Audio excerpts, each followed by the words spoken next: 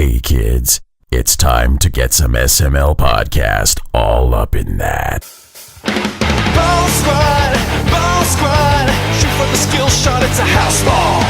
Ball squad, shoot the green like a mock shack pie. Mike is the simulator, Mel is the zen. Show with the milky voice, image the U-Buffet. Ball squad, with a ball squad.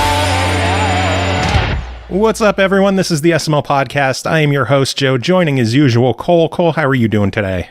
I'm cold. Why? The fuck is this shit? It's snowing. Well, it is, it's getting close to winter time. That's going to happen. Did I already out the guests with a funny joke? We have multiple guests joining us right didn't now. I? Well, that's some segue right there. We're professionals, Joe. Look at that. Yeah, it's only been 6 years. Yay! One of these days I'll get my shit together. But also joining us, Pernell Vaughan. Pernell, how are you doing? Fuck, it's cold. It's raining outside. What is that about? It's not that cold if it's just raining. Talk to me when you got snow and sleet and shit. Oh, I'm joking. I don't even want that stuff. I'm like hearing people getting like winter kicking their asses. We barely got past Thanksgiving and it's already getting snow droppings. I'm like, look outside. It's a bit of rain. We got a bit of flooding, and I just counted my blessings the whole time. Like it could have been worse. Oh, geez. Could be floating down a river in your driveway. So, I've been there before too. Oh, Lord. And then our actual guest, hopefully I say this right, Adam Ferrando? Yeah, Ferrando. That works. Thank you. How's the weather with you? Are you cold too? I haven't left the house today, so I'm not sure if we got snow today. I don't think so. I think it's just rain. But no, I've been warm. So no, it's New England. Oh yeah, it's going to be cold up there too. Mm-hmm. So. Yeah, we're gonna get it. Don't worry. So the name of this episode is "We Are All Fucking Freezing." And fucking cold. If you haven't remembered it prior to this conversation, I'm glad that it inspired it. So Adam, you are here to talk about your game Demon's Tilt on Steam. For the people who don't know what this game is, give us the sales pitch. Yep, sure. Demon's Tilt is a video pinball game. It's a 2D, we're calling it a 2D action pinball title. So a lot of the stuff you see out there is like Pin Sim, it's simulation, it's 3D, it's based on real games. This is more of a throwback to a very specific kind of sprite-based, fast-paced pinball, but with kind of modern, multi-ball and scoring and some effects that we get. Some 3D, a little bit, some meshes and stuff. But it's mostly a 2D action pinball title. Yes. Action pinball is a very good way to describe it. This is a fast-paced, crazy game. Yeah, we were saying it has some kind of, there's a bit of shmup that we're borrowing and a bit of hack and slash. So there's like a combo system and lots of pink bullets like you'll see in shmups and stuff. So it's pretty, leaning hardcore for sure. Bullet hell pinball. Yeah, we've found that it might be a controversial the bullet hell with the shmup. I don't know. They like shmup. They like STG, and bullet hell is our kind of marketing thing. But then we actually are pretty hardcore about the shmup elements we borrow. It's not just aesthetic thing. We do a lot of things with the scoring too. A lot of cave inspired. Go ahead, Pernell. I actually was curious to inquire. I did dabble a little bit in it thus far, leading up to when we review it next week or preview it next week. But what would you say are some inspiration that you had in the design of the game? Because I had a feeling that could. I wanted to ask you. Sure. I mean, there is an obvious Naxat Soft TurboGrafx inspiration. Yeah, for sure. Devil's Crush being that game, it's just very special, special enough to want to do a kind of tribute to it for sure, and hopefully we succeed in that. We love the Crush series. We love Kaze Pinball, the Saturn games. All of those arcadey pinball games. Big fans of. Much appreciated there, and I'm glad to hear it because I was like, it's the elephant in the room but I just wanted to hear you say it. yeah, we kind of, well, we can't keep people from saying it, like on social media. I mean, it's obvious, like that is the main inspiration for this title. So not shy about that at all. Imagine if I asked that question and your response was, well, I was a big fan of Revenge of the Gator, so I was going for some of that. Oh yeah. Revenge of the Gator I actually didn't get to play. Played Kirby, but hadn't played Revenge of the Gator. I think I need to give that's on the list of to play. The same boat. Kirby was my first like video pinball game that really drew me in. Like I was obsessed with Kirby's Pinball Land. It was a fantastic game, which actually brings up a second question. This is more just of a yes or no sort of thing. Clearly, I'm getting used to how the game is designed and how it's laid out. Sure. So I'm not very good at it yet. So I might have missed this. Are there any subtables in this game by chance? That is not answered yet. If you mean like if there's bonus tables or like bonus rounds.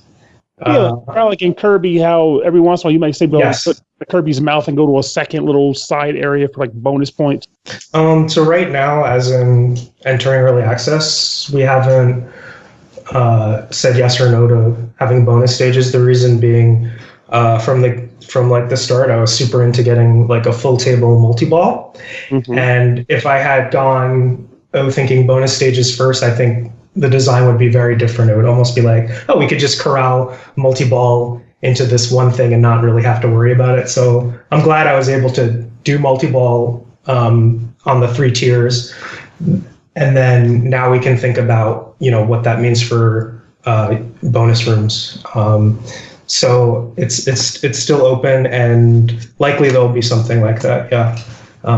That's actually a very interesting concept too, because I can say I had like a 2-tier like process when I was going into this game. So there was a point where I got my first multi-ball, and it felt almost overwhelming to me. Yeah. Like books and stuff. And then it actually kind of clicked for me, like the logic behind this pinball game, and you can let me know if I'm kind of off base here or not, but sure. It's a 3D pinball game with a lot of moving parts going on, but at its core, it's still meant to be viewed as kind of like if you were playing a pinball machine, which means that you kind of have to see all that's going on and work it as best you can, because it's supposed to be chaotic, because it's pinball. Yeah. So the game does exist in like one state, like a machine does. So like a lot of the things are fixtures in the playfield.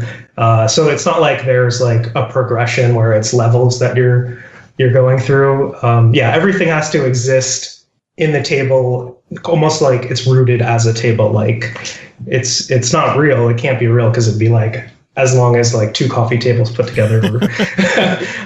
But yeah, we are thinking of it as like, like a machine, like a clockwork mechanism with a lot of smaller mechanisms like intertwined and working at once. So it does get a little hectic, and I guess we're working to make sure that balance is right, so that way it's like the warm bath rather than just hitting you like a train. But a train's good too. What made you go with such a huge table? That was just something from Crush that I really liked, was the 3 tiers. So it was things like that I thought needed to be there. And then after those kind of things anchored the kind of design of the game, then I kind of strayed off of that. But I felt like I really needed that verticality of the 3 tiers. So I'm describing to your listeners, but it's like 3 mid-sized tables stacked on top of each other, kind of like, I guess, the back glass of a bonsai run or something like that. Something like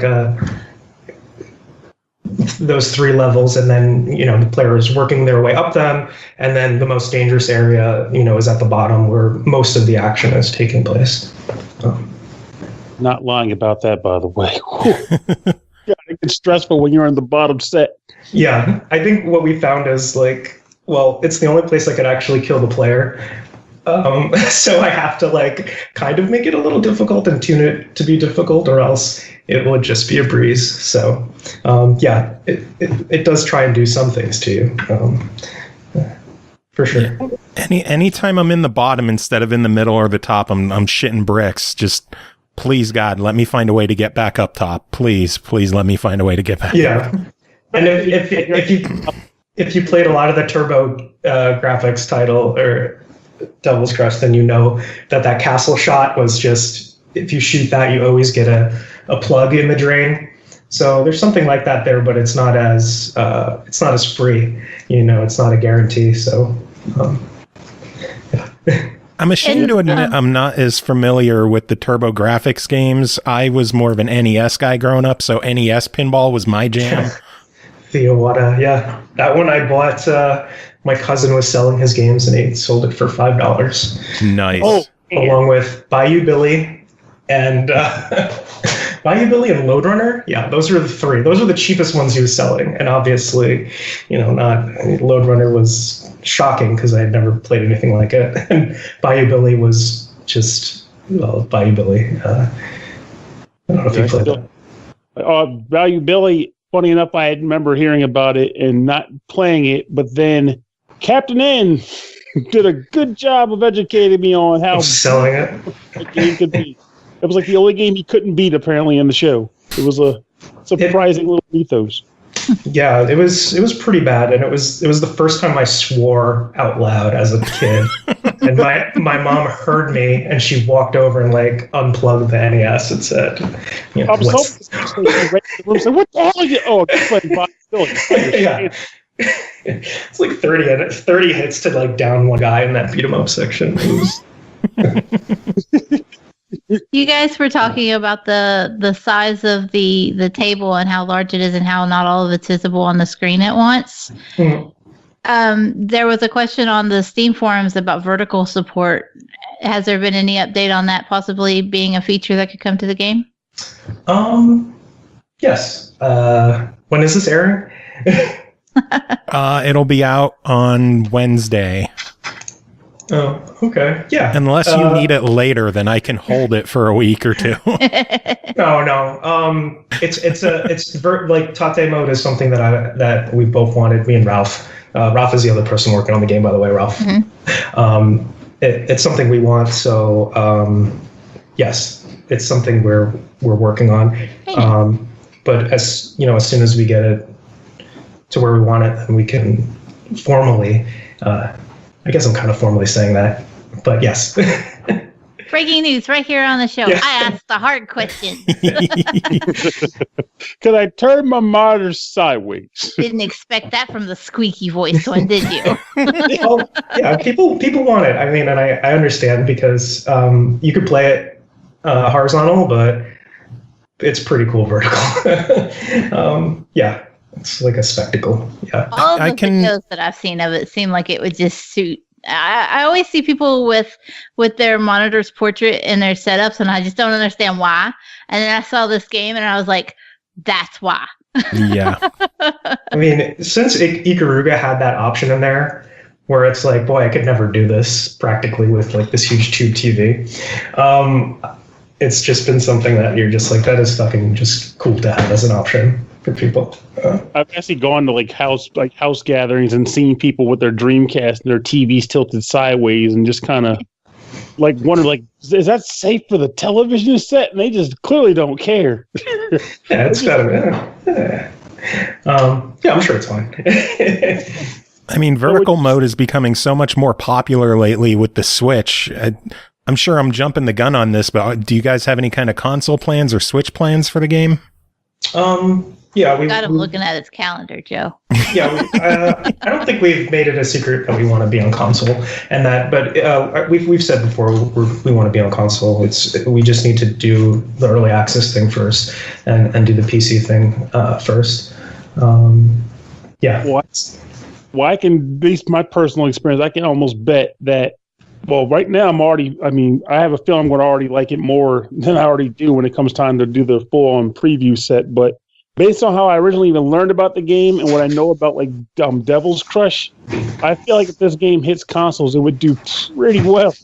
Because there's definitely a market for this kind of sleeping right now. It's like, oh, that game's out. I remember that game. It's inspired, but I want to play that. Yeah.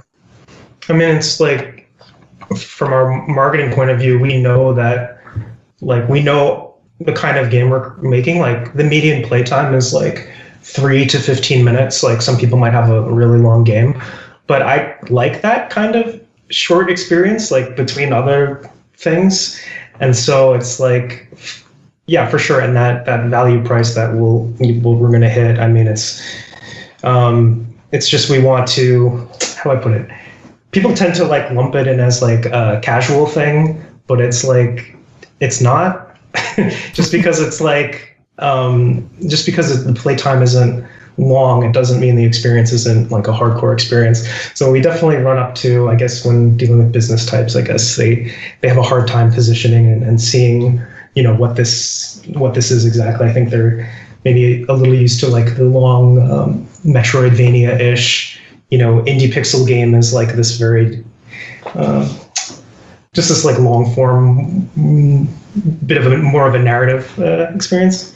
Yeah, which kind of blows my mind though, because I mean, nowadays, at least with like, say for example, the Switch marketplace, you got all kinds of random stuff on that system. Like, if it exists, it's probably out there somewhere. And furthermore, pinball, not even referring to like your game or video pinball, just pinball period, has always been about skill and a lot of times quick deaths. Like, if you're not nailing down the pinball machine when you get on it, you're going to be out of your balls within 3 to 5 minutes. But if you nail down how to, like, you know, the pocket shots, where to, like, pretty much where to send the ball, ready to keep it in motion without having to worry about being at the bottom, you can be on there for, like you said, 10, 20 minutes easy if you get to that skill level. So, yeah. I mean, and we, like, I love the video genre, and I also like know it as a handheld thing too, like Pokemon Pinball and this kind of car ride genre, or commuter genre. And then also what I like actually is like playing windowed mode and just having something in windowed mode and coming back to it. I really like that kind of experience. I don't, you know, other people are going to play it their own way, I'm sure, but I don't mind this kind of, some people call it coffee break style games. So what he is clearly saying, folks, is that this will be a game that you can hide in your office. Yeah, yes, exactly. Between a few spreadsheets, just hop in. Your boss comes in, wonders why the hell one of your monitors is vertical out of nowhere. Like, damn, what happened? I meant to put some instead of date diff. I'm sorry. Pardon my language. For me personally, we got pausing in relatively recently, and so I hadn't been able to like window it previously, but now that I have, like, I just remember having a game going and coming back to it. I'm like, oh, this is great. This is exactly what I want. I want pause. Why didn't I put pause in at the beginning? Well, you only have yourself to blame. Yeah. Out of curiosity, just random question. Outside of, you know, pinball and the like, what would you say are some of, like, let's say, like, your random top 3 games?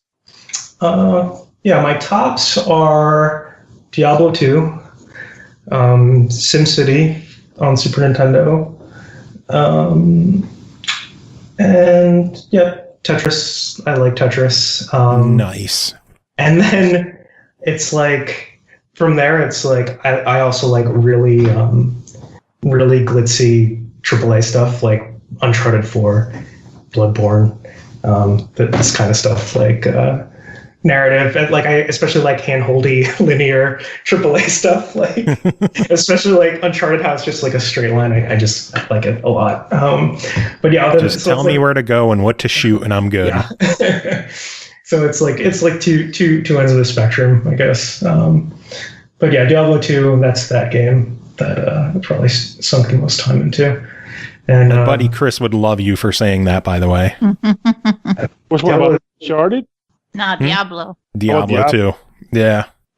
Yeah, that game was everything for me. Like, first online-ish kind of experience. Yeah, it's the best. Well, since you brought up Diablo, I'm going to ask you, what do you think of Diablo Immortal?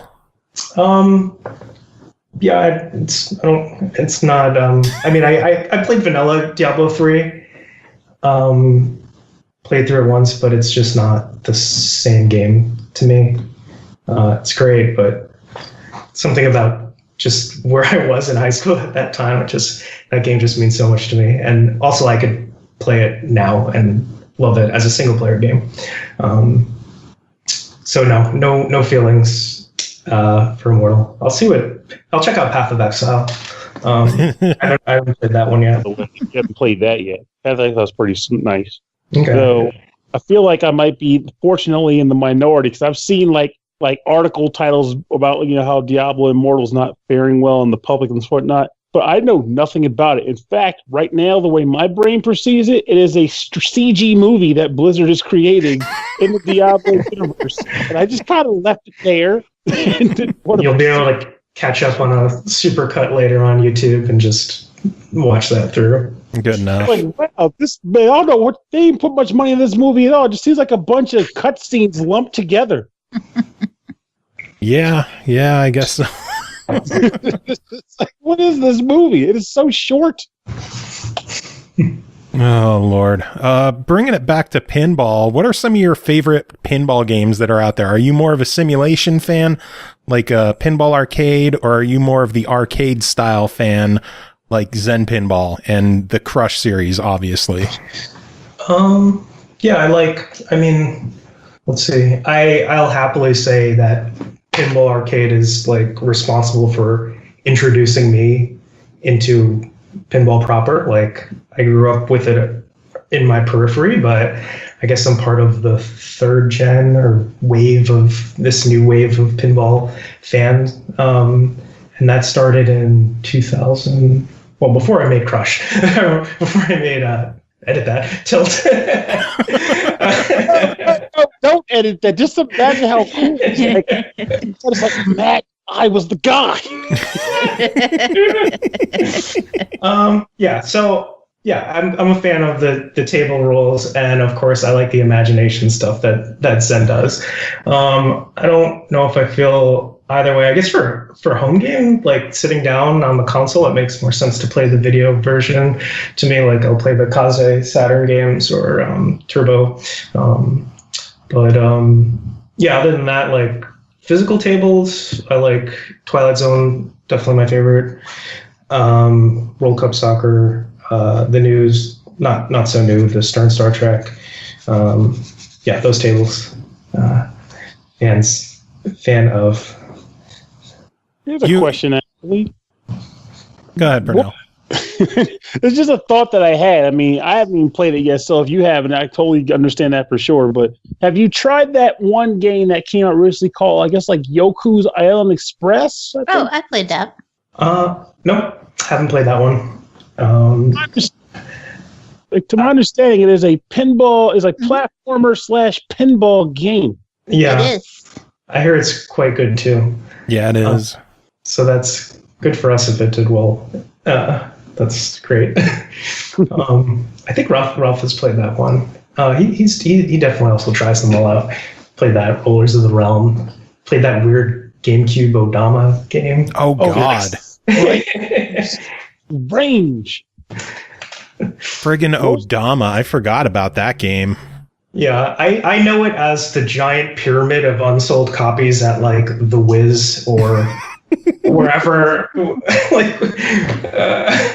That's how I know it. I know it because there's like a really weird like ending song to it that I came across a couple of months ago. It's just stuck in my head. It also has came with a microphone, didn't it? Yeah, it came with you need a microphone to play it. And weren't you able to use the Donkey Konga drums with it as well, if I remember right? That I don't know. I just know the microphone, if I'm not mistaken, was meant to yell orders to troops. See, we'll have to ask Ralph for microphone and conga drum support. I guess the conga drums wouldn't make sense because it would probably manipulate the flippers. That's true. Kind of true. So drum support is coming to Demon's Tilt, confirmed. Thanks, Ralph. Like gun support, yeah. Yes. Keep it coming, guys. Just gun con support is coming to Demon's Tilt. But you have to use 2 light guns, one for each trigger. We've had people try and figure out, I don't know if he's been successful yet, but a arcade stick control scheme. He's from the Schwab community, so he's down with the stick. And I was like, if you could figure it out, that'd be great.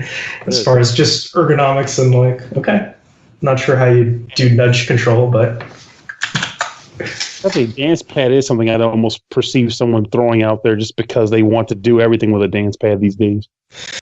Yes. I had a neighbor, like, first night in at a new place, and they were playing DDR in, like, 2014? No, 20, just way beyond when you'd think someone would be playing DDR. That game is still bounding out. I don't know how it's still kicking. I'm glad it's kicking, but it shocks the living daylights out of me. And I think a few months ago, didn't they beat Dark Souls 3 with a dance pad? I believe so. I'm sure they did. I wouldn't be shocked at this point in time. Just mind-boggling stuff. Like, does he even have enough buttons on the dance pad to play Demon Soul or Dark Souls? Someone figured it out. Just parry enough and you're good. They beat the they did beat the final boss. I was gonna say I saw a video because I googled it because that's what I do when I'm sitting here being quiet. Dark Souls 3 was beaten on a dance pad, indeed. But it looks like it was about 2 years ago. So you're a little late on that, in Pernell. Maybe it was get shit together, Pernell. You gotta get with the times, man. You gotta get with the googs. I don't know what that means. I'm old. Get off my lawn stuff. Be right back. I'm gonna go Google that too. You know what? I need to start playing shit with a dance pad. That way I can use my cane. And then I have an extra 3-leg style. Just start like randomly pushing buttons on the DDR pad with my cane. Be like, I fucking win everything. Oh my god. Oh my lord. What is wrong with us? Sorry. So Adam, how long has this game been in the works? Quite a while. 2016 is when I started in earnest. So 2016. And worked on it for long stretches, some breaks in between, but then this year is when Ralph joined, so that way we can do the kind of final push to make it a commercial product. So 3 years or more. Yeah. Oh my God. It's almost like he was inspired by that guy who beat Dark Souls with the DDR pad. Yeah, at that moment, I knew this is... Don't let your dreams be dreams. Is this your first game? Yeah, it's my first commercial title. Yeah, I did like game jams and prototypes, and in a previous part of my work, I was doing like illustrations for mobile card games and stuff, and then just became way more interested in doing game design stuff as soon as someone showed me Unity, and they themselves were an artist, and they were showing me what they were doing with the engine, and I said, well, I guess this is what I'm doing now. So yeah, that's when I got serious about doing game stuff. But before that, it was illustration. My background is art and design, and before that, I was doing toy concepts for toy industry. It's been a road of all sorts of just anything fun I want to be working and doing. Anything related to the art side of that, yeah. That's a pretty interesting jump to go from designing kids' toys to demonic pinball. Yeah. Demonic, satanic imagery. What are you talking about? It goes hand in hand. Children and demons are just friendly. It's true. Can't confirm. Out of curiosity, if you once this game is all done, I mean, I might be jumping well ahead of the gun here, but once this game is done, what do you think maybe some other gameplay styles that you want to consider attempting? I'm feeling this right now. If you want to jump way forward, stuff I'd like to work on, I want to do a city builder one day. That's something I want to do. I like SimCity. I like SimCity Classic. I like the really narrow kind of limited simulation that is. Like it kind of got away for me personally, like when things started getting heavy with mechanics and stuff. I didn't care so much about that. I like the kind of petri dish. Yes, that's how I was. Once SimCity was like, worry about the plumbing. Yeah, it's like, no thanks. I don't even want to worry about the money. I just want to like just give me the $1 million code. Yeah. I was more concerned with optimizing for that space because you have such limited space, and that's where I found the fun. And I think a lot of people found the fun in that. So yeah, city builder, hardcore city builder would be awesome to work on. With demons? There's not demons. You could work in like a coven of witches in the city, and then they conjure demons that come along and break your buildings. Yes. No, That could be one of the disasters in the game. Instead of earthquakes, you have covens. Summon Demon Mayor. Game called Demon Mayor. Yeah. Demon Mayor. I like the disaster thing. A lot of people like the disaster thing, but it was never tied mechanically to the game. It felt like it was just like a sluggy delete, right? So here's a random way to just fuck your world up. Yeah, exactly. It would be interesting if that was mechanically tied to the design, though. I think anyway. You mean like having like if you build too many buildings in one particular area, it might be more cost for like earthquakes or something? Yeah, exactly. That would be definitely, that would be tied. I'm sure they did that later on, but then, yeah.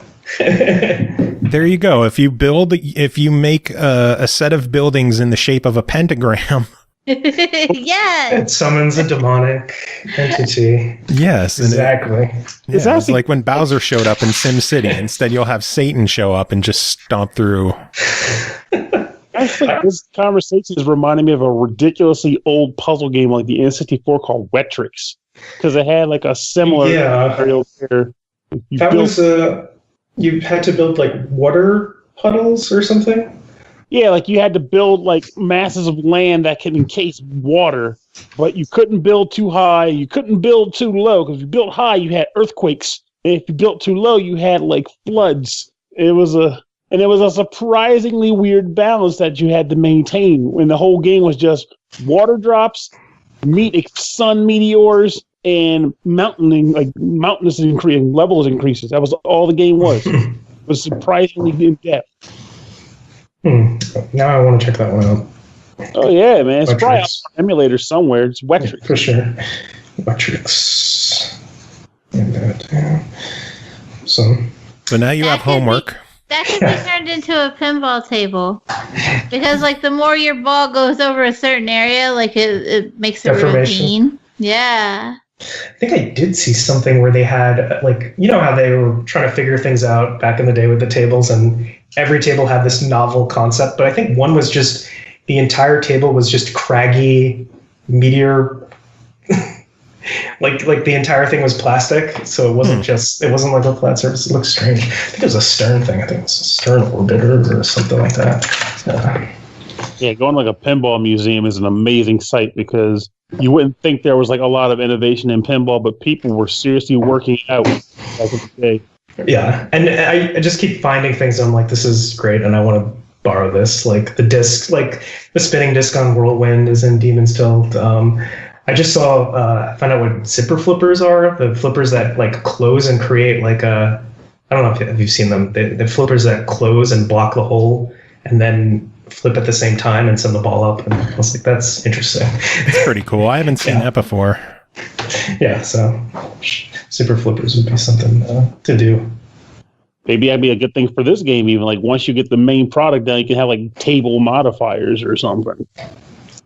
Yeah, we are planning on doing like modes. So by having different rules for variations, then I can, make the difficulty, have it more difficult, or have it like easier, or have a more hardcore experience. And I want to do something like that where the outlanes are a little less forgiving and the tilt is a little cranked up, stuff like that.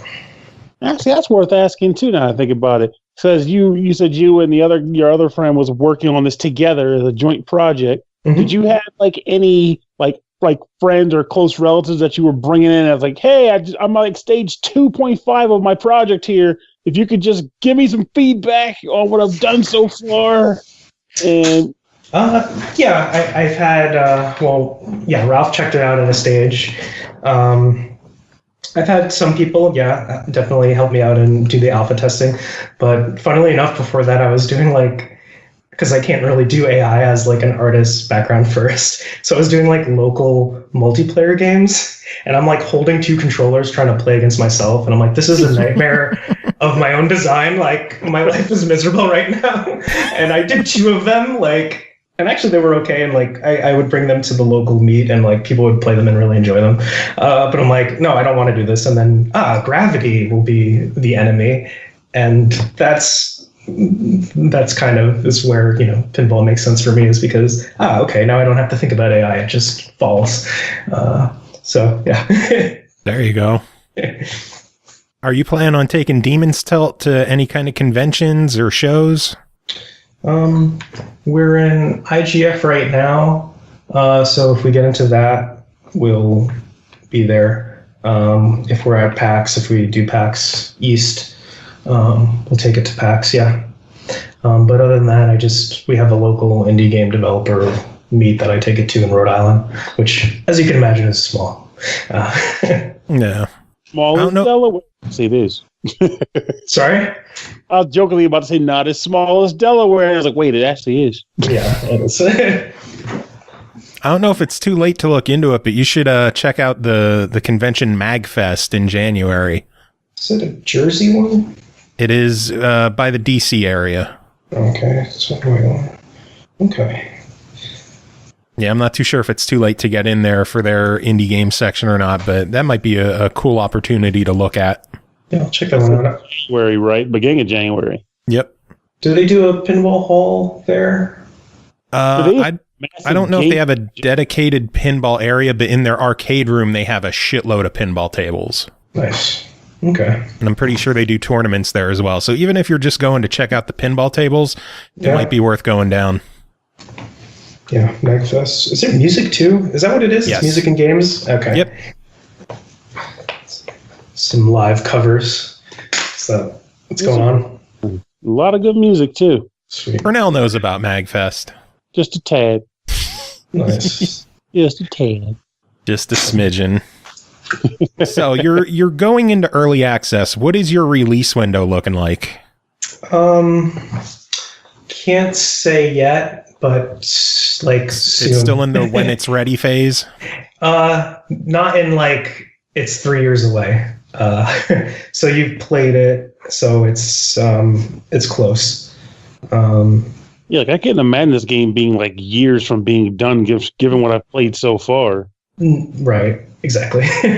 Some people get really mad that we don't have. People want to know when it's out, right? But we're we promise it's not that far off. Yeah, so soon, but we mean it. Soon, TM. Yeah, actually, that helps at least slow the tide of rage gamers or whatever. Because on one hand, it's not quote unquote done, but you're playing it in all its glory right now. Yeah. And I've seen games where they were in early access for a good 2 years, but the game was pretty fun to play the entire time. Yeah. So it didn't even matter. Yeah, I think because this you can play the complete experience. The game doesn't, you'll never hit an area of the game where it's whoops, there's no more content, sorry. Pinball loops over and over again, so the main loop and all of the smaller loops they exist, and the player can go for a score. But we kind of need it in early access because balancing the score and the difficulty is something that needs to be battle tested. I don't want to make any assumptions about the difficulty or what jackpots should be, because we're finding that the playtesters are just smarter than me when it comes to that and can tell me better than I know as far as to what they expect these payoffs to be, and then they're going to develop their scoring strategies and stuff, and then it's going to be sorry, we have to tune that and your thing is not optimal anymore, sorry. But yeah, that's that's kind of what we're going to do. Like we're borrowing from like the way they would do shmup releases in the arcade is they do rolling changes in the wild, like they'd update the ROMs and then have a definitive like black label version. I'm not saying we're going to have a branded thing, but as it's out of early access, it's going to be the polished rule set. Just for the record, based on what you said, I wanted to say thank you for actually not releasing the game so that I'd send the ball into the snake's mouth and then would close his mouth and say, wait till the final product. No. Yeah. That would suck. That would be awful. No. I wouldn't do that to you. Yeah, there shouldn't be any. If you do come across something like that, please let us know. I will most certainly like, what the heck's going on? Oh, I do have to ask, have you been using a controller or keyboard or? I've been using, I want to say I was using my controller. Like, once I was able to get to the table proper, the controller worked fine. Though I feel like I recall not being able to just... Oh, the manuals, yeah. Okay. I used a keyboard, and that's because I was too lazy to reach down and plug my controller in. Mm-hmm. So that is entirely... I'm still proud of myself. I scored 42 million. I was happy. Yeah, that's a good score. Yep. What is your high score, and how badly have random gamers just put your score to shame? So I did like 300 million. Damn. And we had one of our playtesters is like dominates leaderboards on the commercial products, and he put up 1.5 billion on a ball. Jesus. Like one ball? Yeah. So like, yeah. And I was like, this is great. Because he was like finding things about the game. I was like, wait, it's working. Like, I can't believe he knows this. Like, for him to like basically understand the rules. I didn't give him a guide or anything. He just figured it out himself. And I just kind of asked his assumptions about the game. And I was like, yeah, this is how high level pinball people enjoy these games. Like they like picking apart the rules. And he's like, well, you don't have to really worry about balancing it for me because this is what I enjoy about it. So I appreciate that. Yeah, there's something to be said for that kind of style too, because it goes back to what we were talking about earlier about how people, like you said, people tend to look at pinball as like this casual experience, when the reality of it is, again, like you get these expert types who will take the game and their sole goal is to break the thing down bit by bit and know these are the places to get the highest scoring potential at these points in the game, the table evolution or whatever, and they work the system for everything. Yeah, and I want to make sure that the game is tuned for those guys, like for sure. Like, so that probably means cranking the difficulty up because they tend to use like risk reward. And so if there's no risk involved, like they're not invested. So I guess it needs to be harder for those guys. And then they can do their own goal setting. Like as far as, go ahead. I'm thinking like hearing what you said about that guy and his super ridiculous score on one ball definitely puts me in the mindset of now knowing that it is a confirmed state that if I bomb, it's my fault. I'm going to blame the game, but they won't know that I'm full of it. Well, he was doing things in his recording where there's like I just like score pips, like, you know, the score when the scores are flying off enemies in Vanillaware games. I just like the way that looks. But I was watching his playback and he was actually like hitting the same target over, and I was like, oh my god, he's checking for the scoring values. I'm like, I didn't think anyone actually used those things. To do that blows my mind, because if I target more than once in a row, well, that was a fluke. Yeah, it was not intentional. Oh, it's not. I know I want to do it. Will I actually do it? Not so much. Yeah. I mean, for me, I can't, like, if I can't, I'm not the great like sharpshooter on real tables, so it's kind of like a really obtuse shot off to the side, like on Dracula. I'm like, I guess I'm never getting multi-ball on this because I can't hit that. Or like Creature has like all this just these shots I can't hit. I'm like the panic pinballer where it's like, don't go in the hole, don't go in the hole, don't go in the hole, and wherever else the ball goes beyond the hole is magic. Mm-hmm. I guess I'm a panic player too, especially on multi-ball. I'm just cranking away at the flippers, hoping to hit whatever I can hit. Yeah. For sure. I just tell people to look at the flippers in multi-ball, like when they just starting out, just look at the flippers and don't concern yourself with anything else. And yeah, I think getting people over, if you try to introduce people into the hobby, is getting them over like the nudging part, and then the game opens up to them. Like once they save their first ball, hopefully they're down. Like they start to understand. I'm terrible at nudging. I could definitely say flat out in relations, I can say this right now even, if you're coming into this as one of those people that goes, oh man, I love Devil's Crush, and you try to get on this, you got to turn your eyes for the multi-ball component, because it's a whole other world in this game. When you get all the screens, how to follow everything all over the table, it's nuts. Yeah. I mean, most commercial titles, like definitely all the 3-4 video titles where you have like you can only see the flippers and you can't even see the targets because the camera is fixed, like the old Amiga games. So some of them tried to do multi-ball, but I don't think many people have tried to do like a scaling camera solution. And so we're tuning the camera to make that less hectic, so that way you can tune that to your liking. You'll be able to set the view distance and set the sensitivity for the camera and how far it travels out, and the tracking and stuff. So that should be in there for early access, for sure. Okay. That's all about the options. Yeah, that's what I like. So I want as many as possible.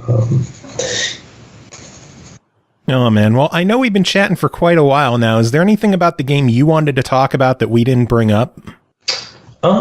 Yeah, all I gotta say, I guess, is it's up on Steam, and if you're interested, please wishlist it, and then follow us on one of the social media. We're up on Twitter at Demons Tilt, Instagram, Facebook also.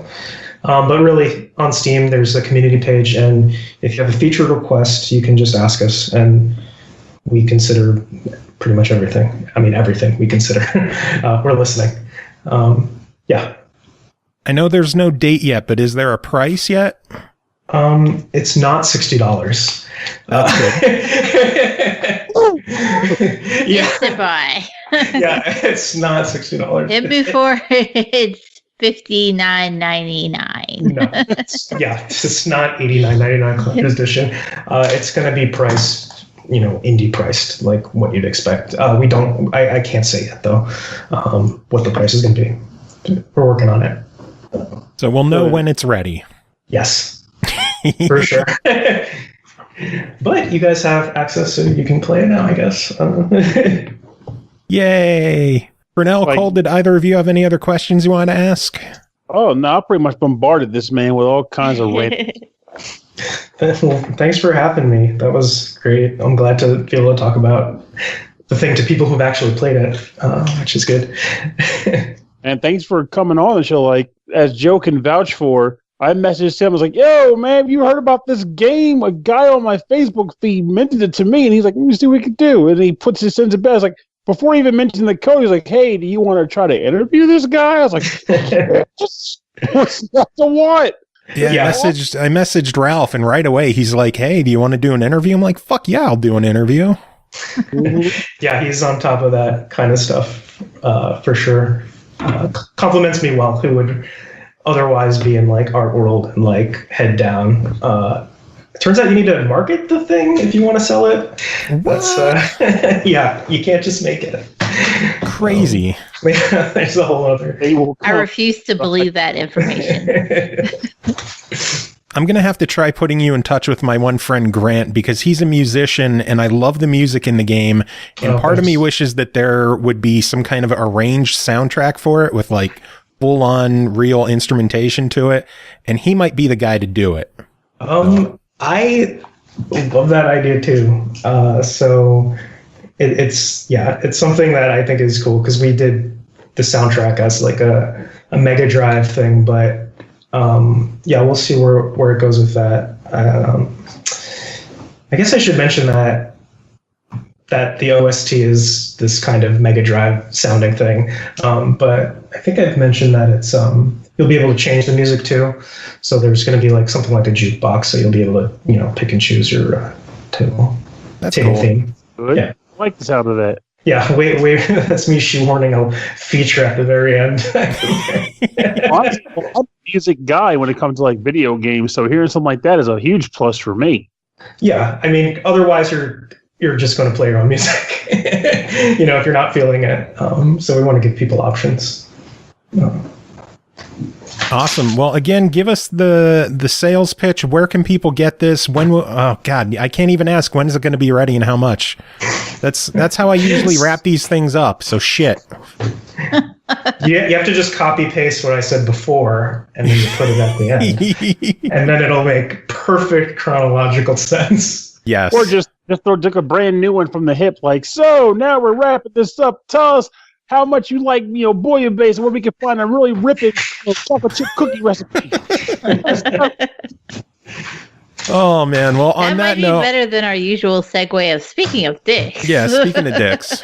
See, what I'll do is I'll give you guys the soundtrack, and you can just fade it up over all of that slowly.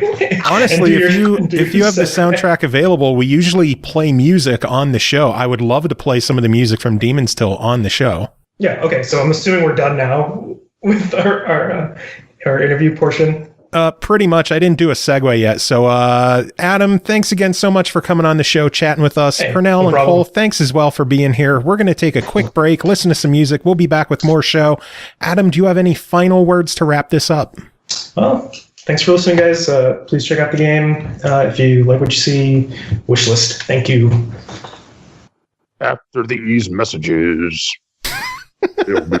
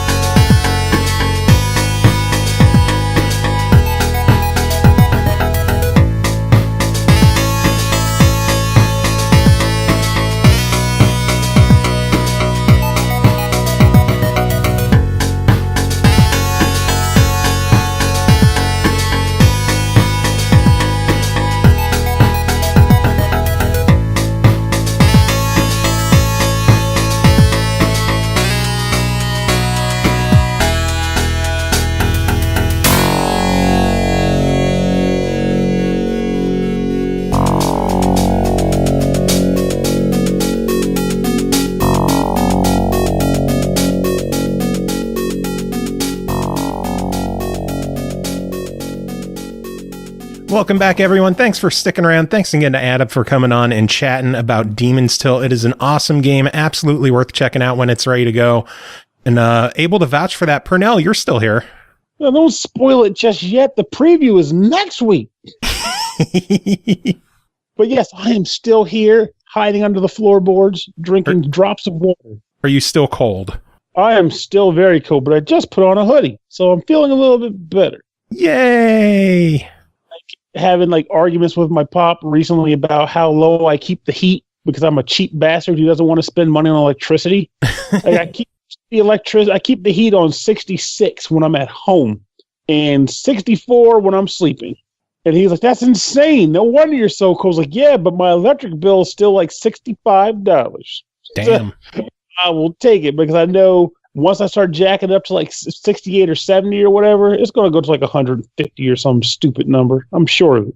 I think our house, the temperature is at like 72 or something like that. I think that's normal. I feel like everyone I typically talk to is running around like 70 plus.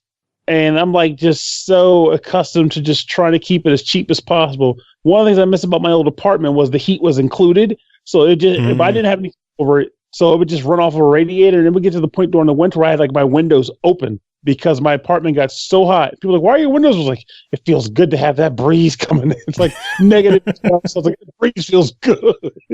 Oh, Lord. Well, since you're here, we might as well do a couple of reviews, huh? I suppose we could do that. Might as well. You got 3 of them to talk about tonight. The first one is called Party Hard, developed by Pinokl Games, published by tinyBuild. This one released November 22nd on the Switch for $14.99. It's 3 a.m. Your neighbors are having a loud party. Stop them. Party Hard is tinyBuild's award-winning stealth strategy game about ruining parties by any means necessary. Pernell, how is Party Hard on the Switch? Party hard. Oh, I had to say that. It was just sitting there. So I got to preface in a sense, though, it's not going to hurt the game review in any way, I don't think. But I'd never played Party Hard 1, or rather, I had not played Party Hard 1 until this review. But I did review Party Hard 2 a few weeks ago. So my frame of mind is kind of coming in as a guy who played the sequel prior to the first game. But what is Party Hard? Party Hard is a game about a man who's got a murder to grab a nap. Isn't that everybody, though, really? Mm-hmm. I mean, figures. So the way this works is that you are thrust into a party environment. And that party environment has a lot of loud, rambunctious teens. And sometimes not so teens. Just depends on the location. And you are tasked with murdering every last one of them. No one shall be spared. And this can be done in a number of different ways. One, you can just pretty much walk up to them and stab them. You can stab them in the neck and kill them. However, if you are seen doing the dirty deed, someone will see you, they will run away, and they will call the cops. You can give chase if you want to by pressing the run button, but you are a very slow runner because you haven't gotten much sleep, and your stamina gauge runs out very fast. You're not catching that guy if he runs away, unless he's running to a phone that's very nearby. So you probably don't want to stab people unless you're in a position where no one can see you do it. But once you do kill the guy, if someone sees the body, not necessarily sees you do it, but just sees the body, they will still call the cops, but the cops will kind of just do a random canvass of the area. So it's still better than nothing if you can't hide the body. Just don't be seen when you do it. Other ways that you can kill people are you might find places that you can booby trap, like let's say oven. You can walk up to the oven and trigger it to explode. And anyone near the oven, once it is detonated, will be set on fire and killed. And there are a variety. Exactly, barbecued bodies. And a variety of other ways in which to trap people and set things off. And then the last method, of course, is just through random events. One example being that I've come across is going to make a telephone call. You don't know who you're calling. The game just says, press button to make a call. And then you do it. And then the weird guy shows up in a car and just sets a bomb in the middle of the dance floor and just blows everybody up. I don't know why you had this guy's number. I kind of don't care. He was very efficient at his work.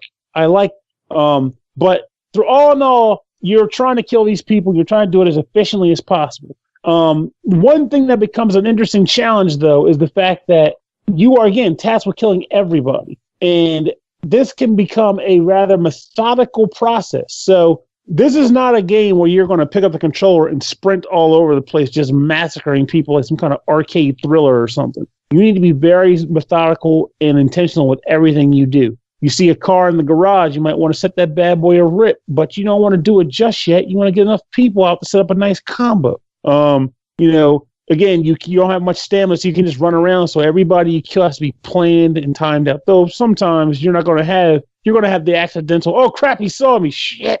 And that's the moment when the cops do show up and you have to make a decent getaway. Getaway? Nah, I'm in evasion. Because what happens is you can't outright just leave the scene. So if the cops are actually chasing after you and they know that they want you, you can try to evade them by using like secret escape route hatches. And sometimes it might be a ladder that you jump off the balcony, in which case the cop has to run around the other side. And if you do this enough, the cops will just get annoyed and frustrated, which is kind of hilarious when you think about it. And they'll just drive away, like, screw this crap. Like, you are clearly a murderer. And the cop just goes, I don't feel like it anymore. I'm going home. He just drives off. And everybody at the party just keeps on doing what they do, which is partying. Though you can't abuse escape routes too much, because there are many cameos in this game, I believe, but this one in particular I thought was funny and worth sharing. a guy dressed up as Mario shows up and just smashes your escape route if you use it too much, because he's a dick like that and you can't stop him. But it's funny to watch him do it every time. And I don't know where he comes from, but it's funny to watch him come from that place or just watch him show up. Honestly, while I do feel as though the sequel improved in a number of ways on this game, I'm not going to go on and name them because we're reviewing the first game.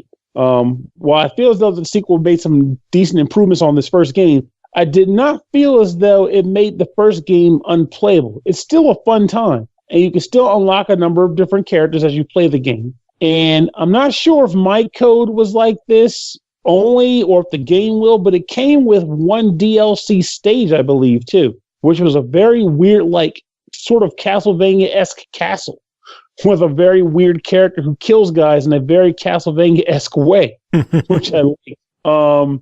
But it was pretty cool to see that little aspect there, and knowing that you unlock other characters as you play the game by performing, like maybe beating certain stages or by, let's say, evading the cops 5 times on one stage or something like that. There's cool little things that unlock characters who get like different weapons and different like stamina levels. And one guy in particular who adds a clock to the game. You have to kill people to get more time. It's weird. So that's almost like an arcade mode, but it's still got methodical aspects to it. Nice. So $15 on the original game. What do you think of it?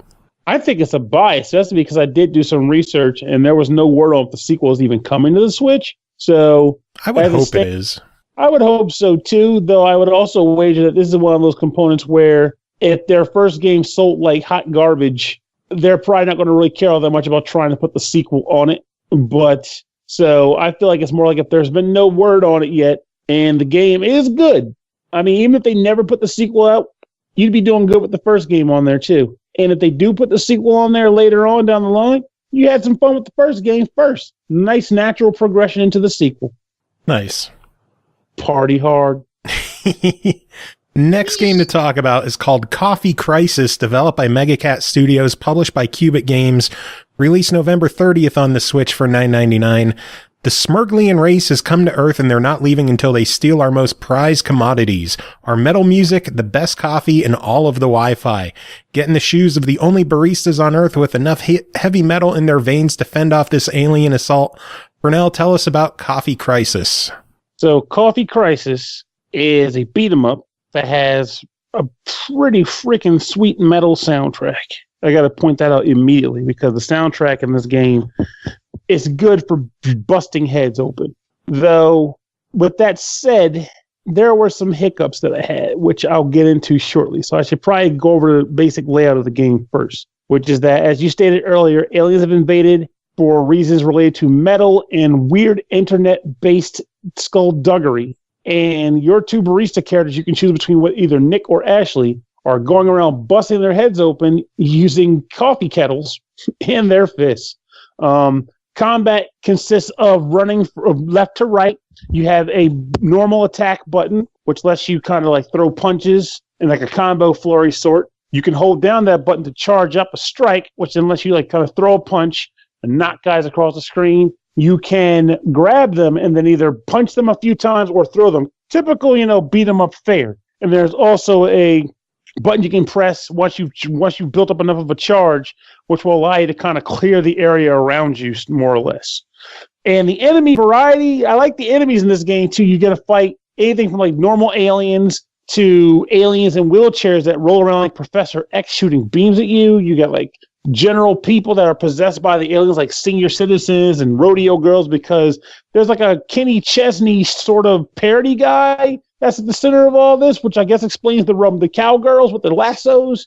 But I enjoy the enemy variety in this game. I enjoy the music and I enjoy the theme. But the problem I ended up having when I played the game, and this might be something they could patch out or something later, I don't know, is that two things. One, combat was very challenging and not in the satisfying way. I mean, when you attack guys, typically in a beat 'em up, when you throw a couple punches, you get a guy locked into a combo, they're kind of staggered, right? You can tell you got to get a feel that you're hitting them. You see that they're staggered and they get knocked down, and then you can kind of divert your attention to another enemy, right? Mm-hmm. In this game, I would start to punch a guy and I would think they're staggered, but then I would get hit and I didn't even realize that the guy was hitting me because I guess they can just kind of break stagger without any warning, and you take damage when they do that. So it made it so that I couldn't trust if I even had guys locked down or not. And that's a very major aspect to what I feel is beat 'em up strategy, beat 'em up gameplay strategy. Stagger guy, beat 'em up, stagger them, knock them down, move on.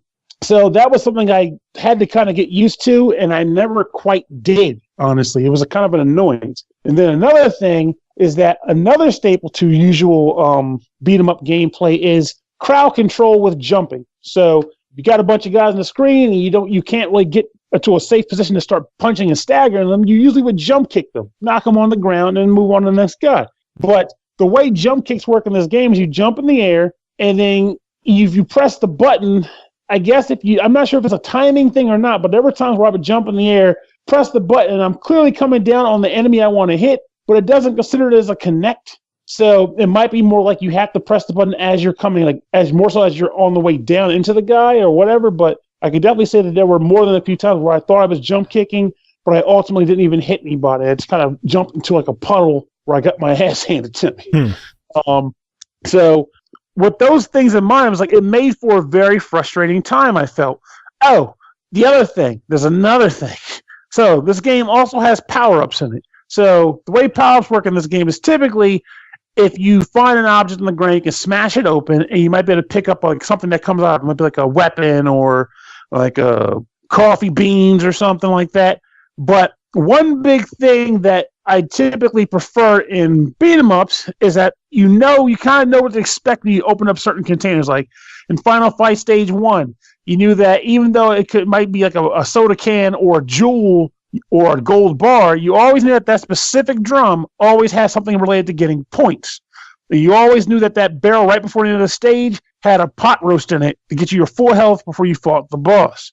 This is how you plan it out. But in this game, power-ups are random, and I mean completely random. So you get power-ups from breaking items, and you also get power-ups for sometimes killing people. But due to the way that works, you can't plan anything. And I mean, you really can't. It was a level I guess was giving me a lot of problems.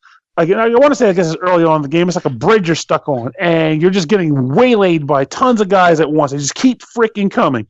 And one run I had got the stuffing kicked out of me about halfway across the bridge. Couldn't pull it off. But I had another weird run where I got almost 4 invincibility items almost back to back. So I was like, beat a guy up, got invincibility, started beating a bunch of guys up, and as the other one wore off, I beat a guy up, and another one dropped. And I was invincible again. So it was like, this was cool, but I couldn't even plan for that. It just happens that way.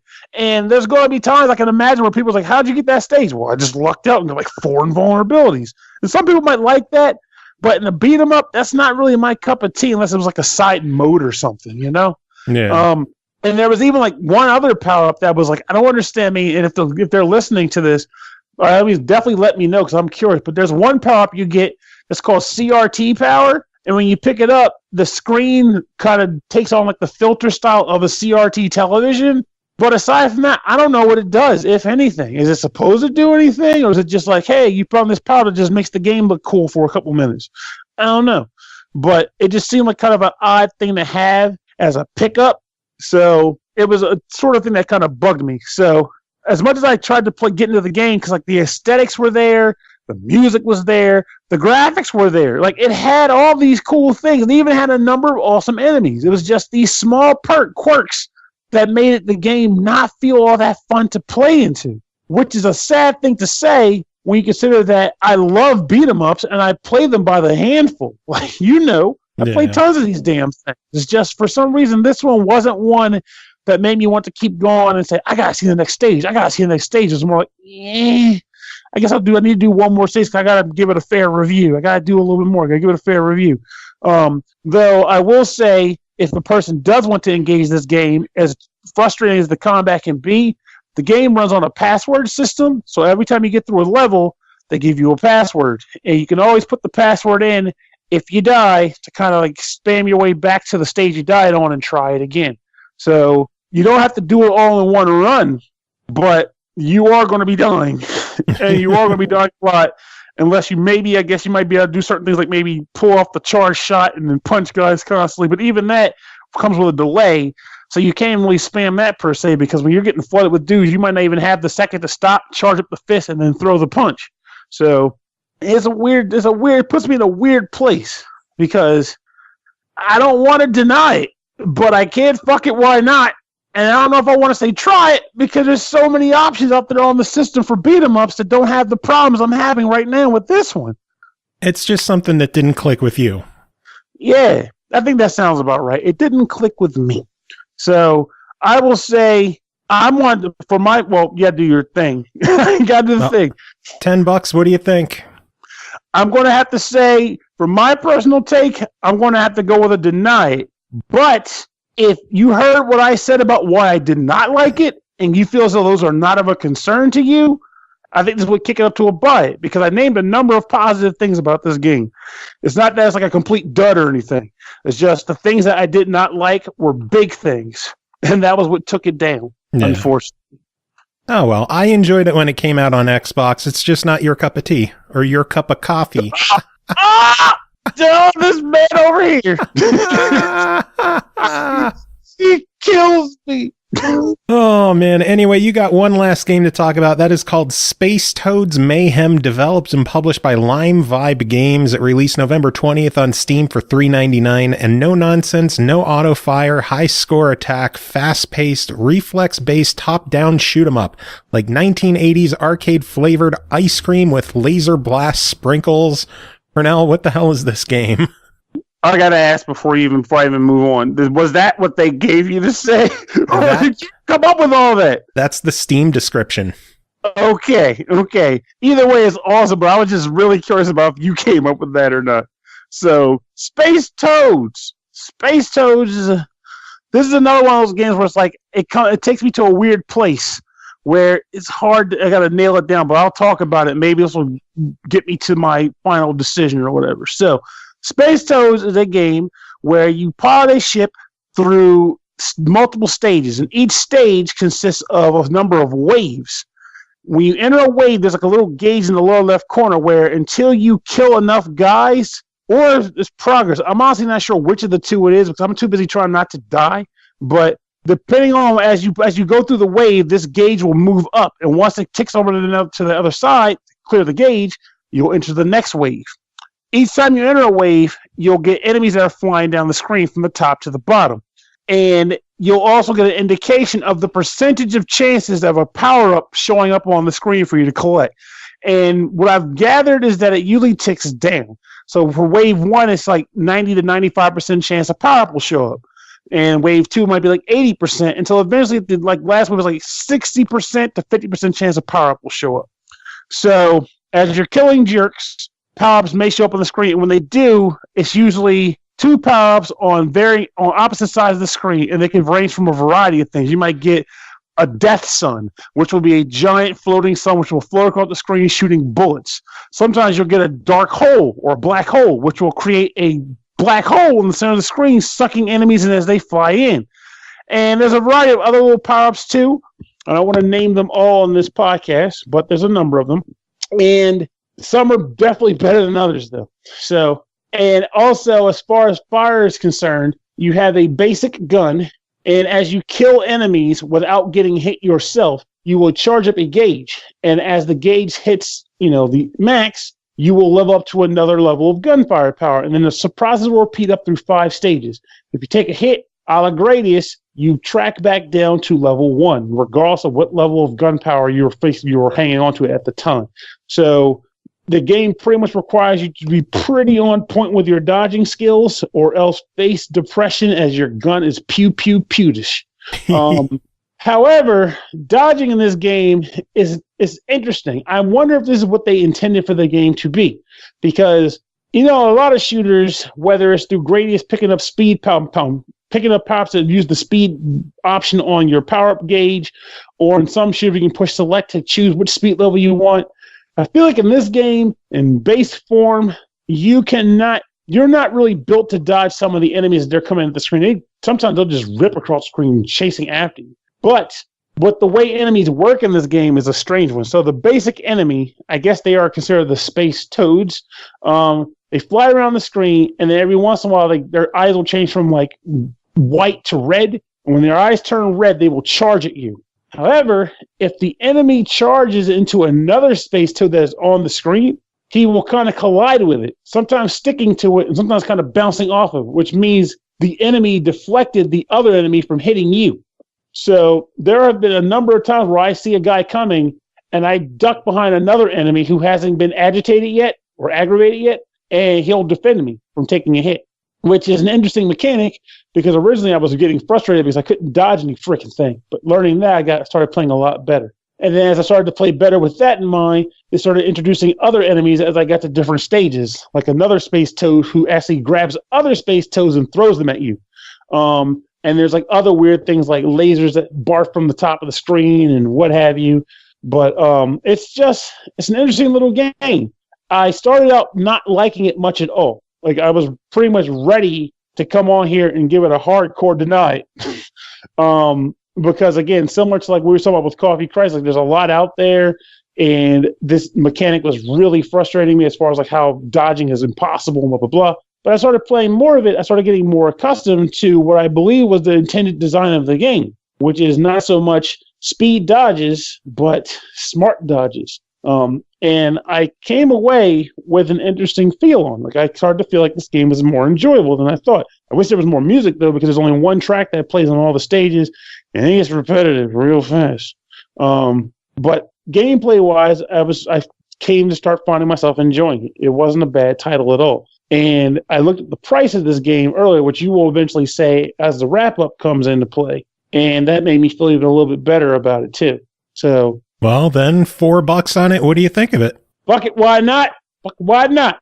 Eric, I got to say it, and I got to say it. It's an enjoyable little bit of a fun time. It plays differently than some shooters that I'm used to as far as how dodging a lot of the enemies works, and it's cheap. So I feel like this is one of those games where I think it might be worth taking a shot at to get a feel for yourself to go, whether you like the game or you don't end up liking the game, I think that style of dealing with enemies is worth trying out for yourself.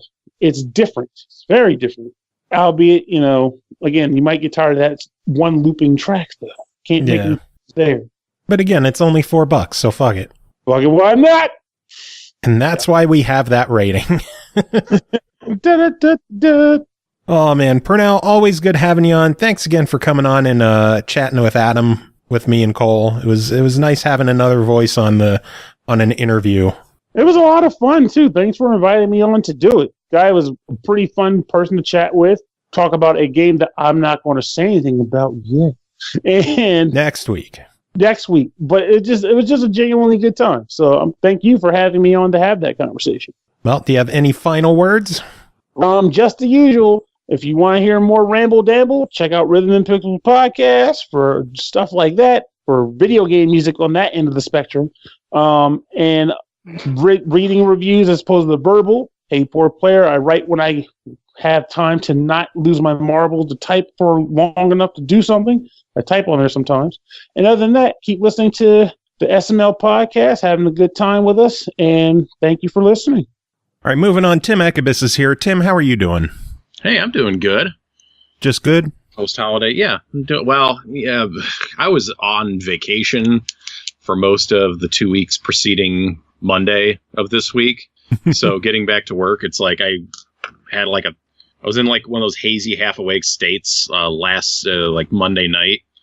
And I was half awake and I'm like, oh man, thank goodness it's Saturday. And I'm like, oh no, it's not. It was Tuesday.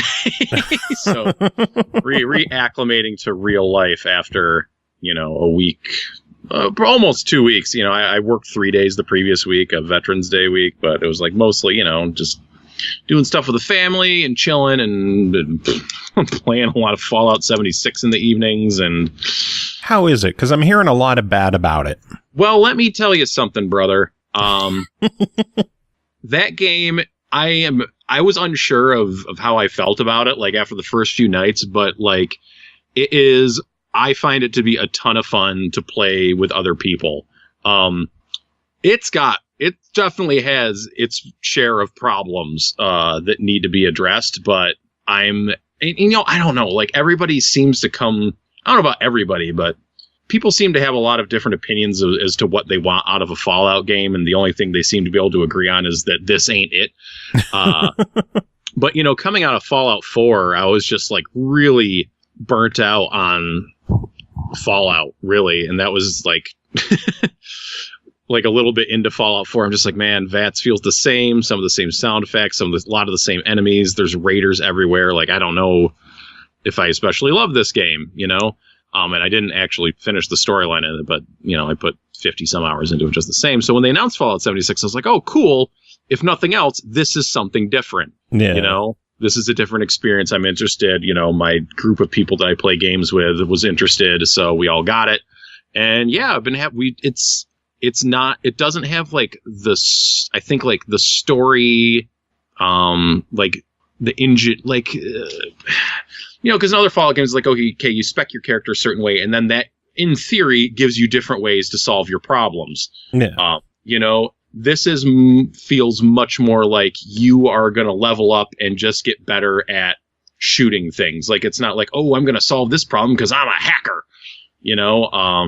I was like reading some stuff online about like different builds for the game, and like, yeah, like the people that I play with, we've spec'd in slightly different ways, but it's not like dramatic, it's not like we have like a medic or, here's our hacker person. It's like, no, we all pretty much just are good at killing things in different ways. But the bottom line is like, what I enjoy most about Fallout games is just walking around and seeing stuff and exploring and seeing what they put into the game. And there's plenty of that in Fallout 76, and you can do it with 3 of your friends. And that has been a blast. So yeah, I'm having fun with it. Like, it's certainly deserved probably, I don't know if it's deserved the level of vitriol that it's getting, but it definitely has bugs. It is lacking in some ways. I expect that Bethesda will keep, working on it and improving on it. I would hope for a long time to come. It seems like it could be a good long-term sustainable game for them if they put in the work to make it stable and add new content and listen to what people want out of it. But as is now, it's like, I'm constantly, finding new weapons, trying different stuff, like running into new enemies, being able to overcome enemies I couldn't before. Just having a good time. Do you think it has any legs for a single player guy? No. I think it's probably just boring and not very fulfilling for a single player, a one player run through. Like, I think the meat of that game is playing it with other people. So I should not play it. I don't think it would be in your best interest. No. Sounds good. Good unofficial review.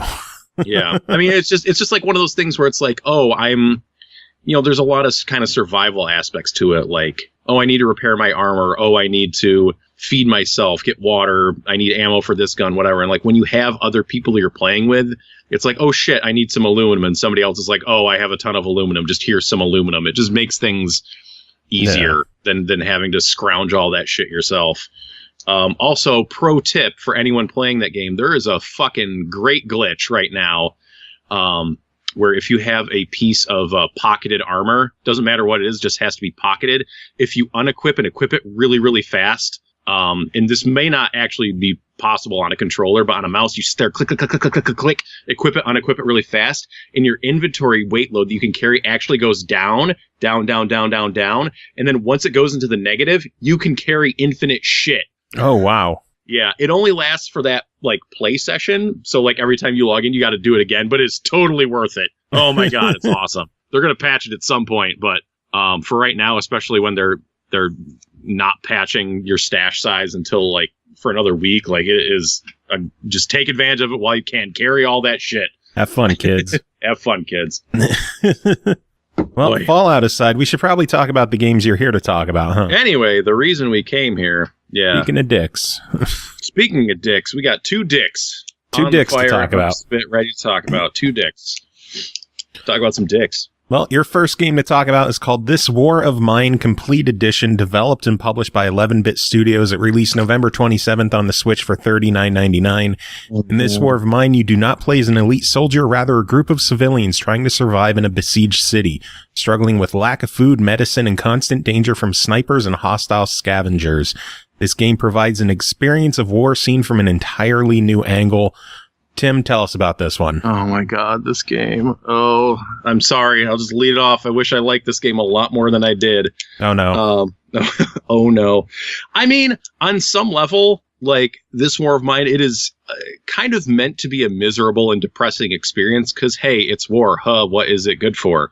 But man, oh god. Okay, so anyways, This War of Mine Complete Edition for Switch includes the base game and the Stories DLC, which there was only one story in there when I was playing it, and the other said coming soon. I don't think it was a thing where you had to beat the first story to unlock the other two. I think they're just not there yet, and I didn't see anything about them. I was kind of Googling around. It seems like only one of them has come out, maybe.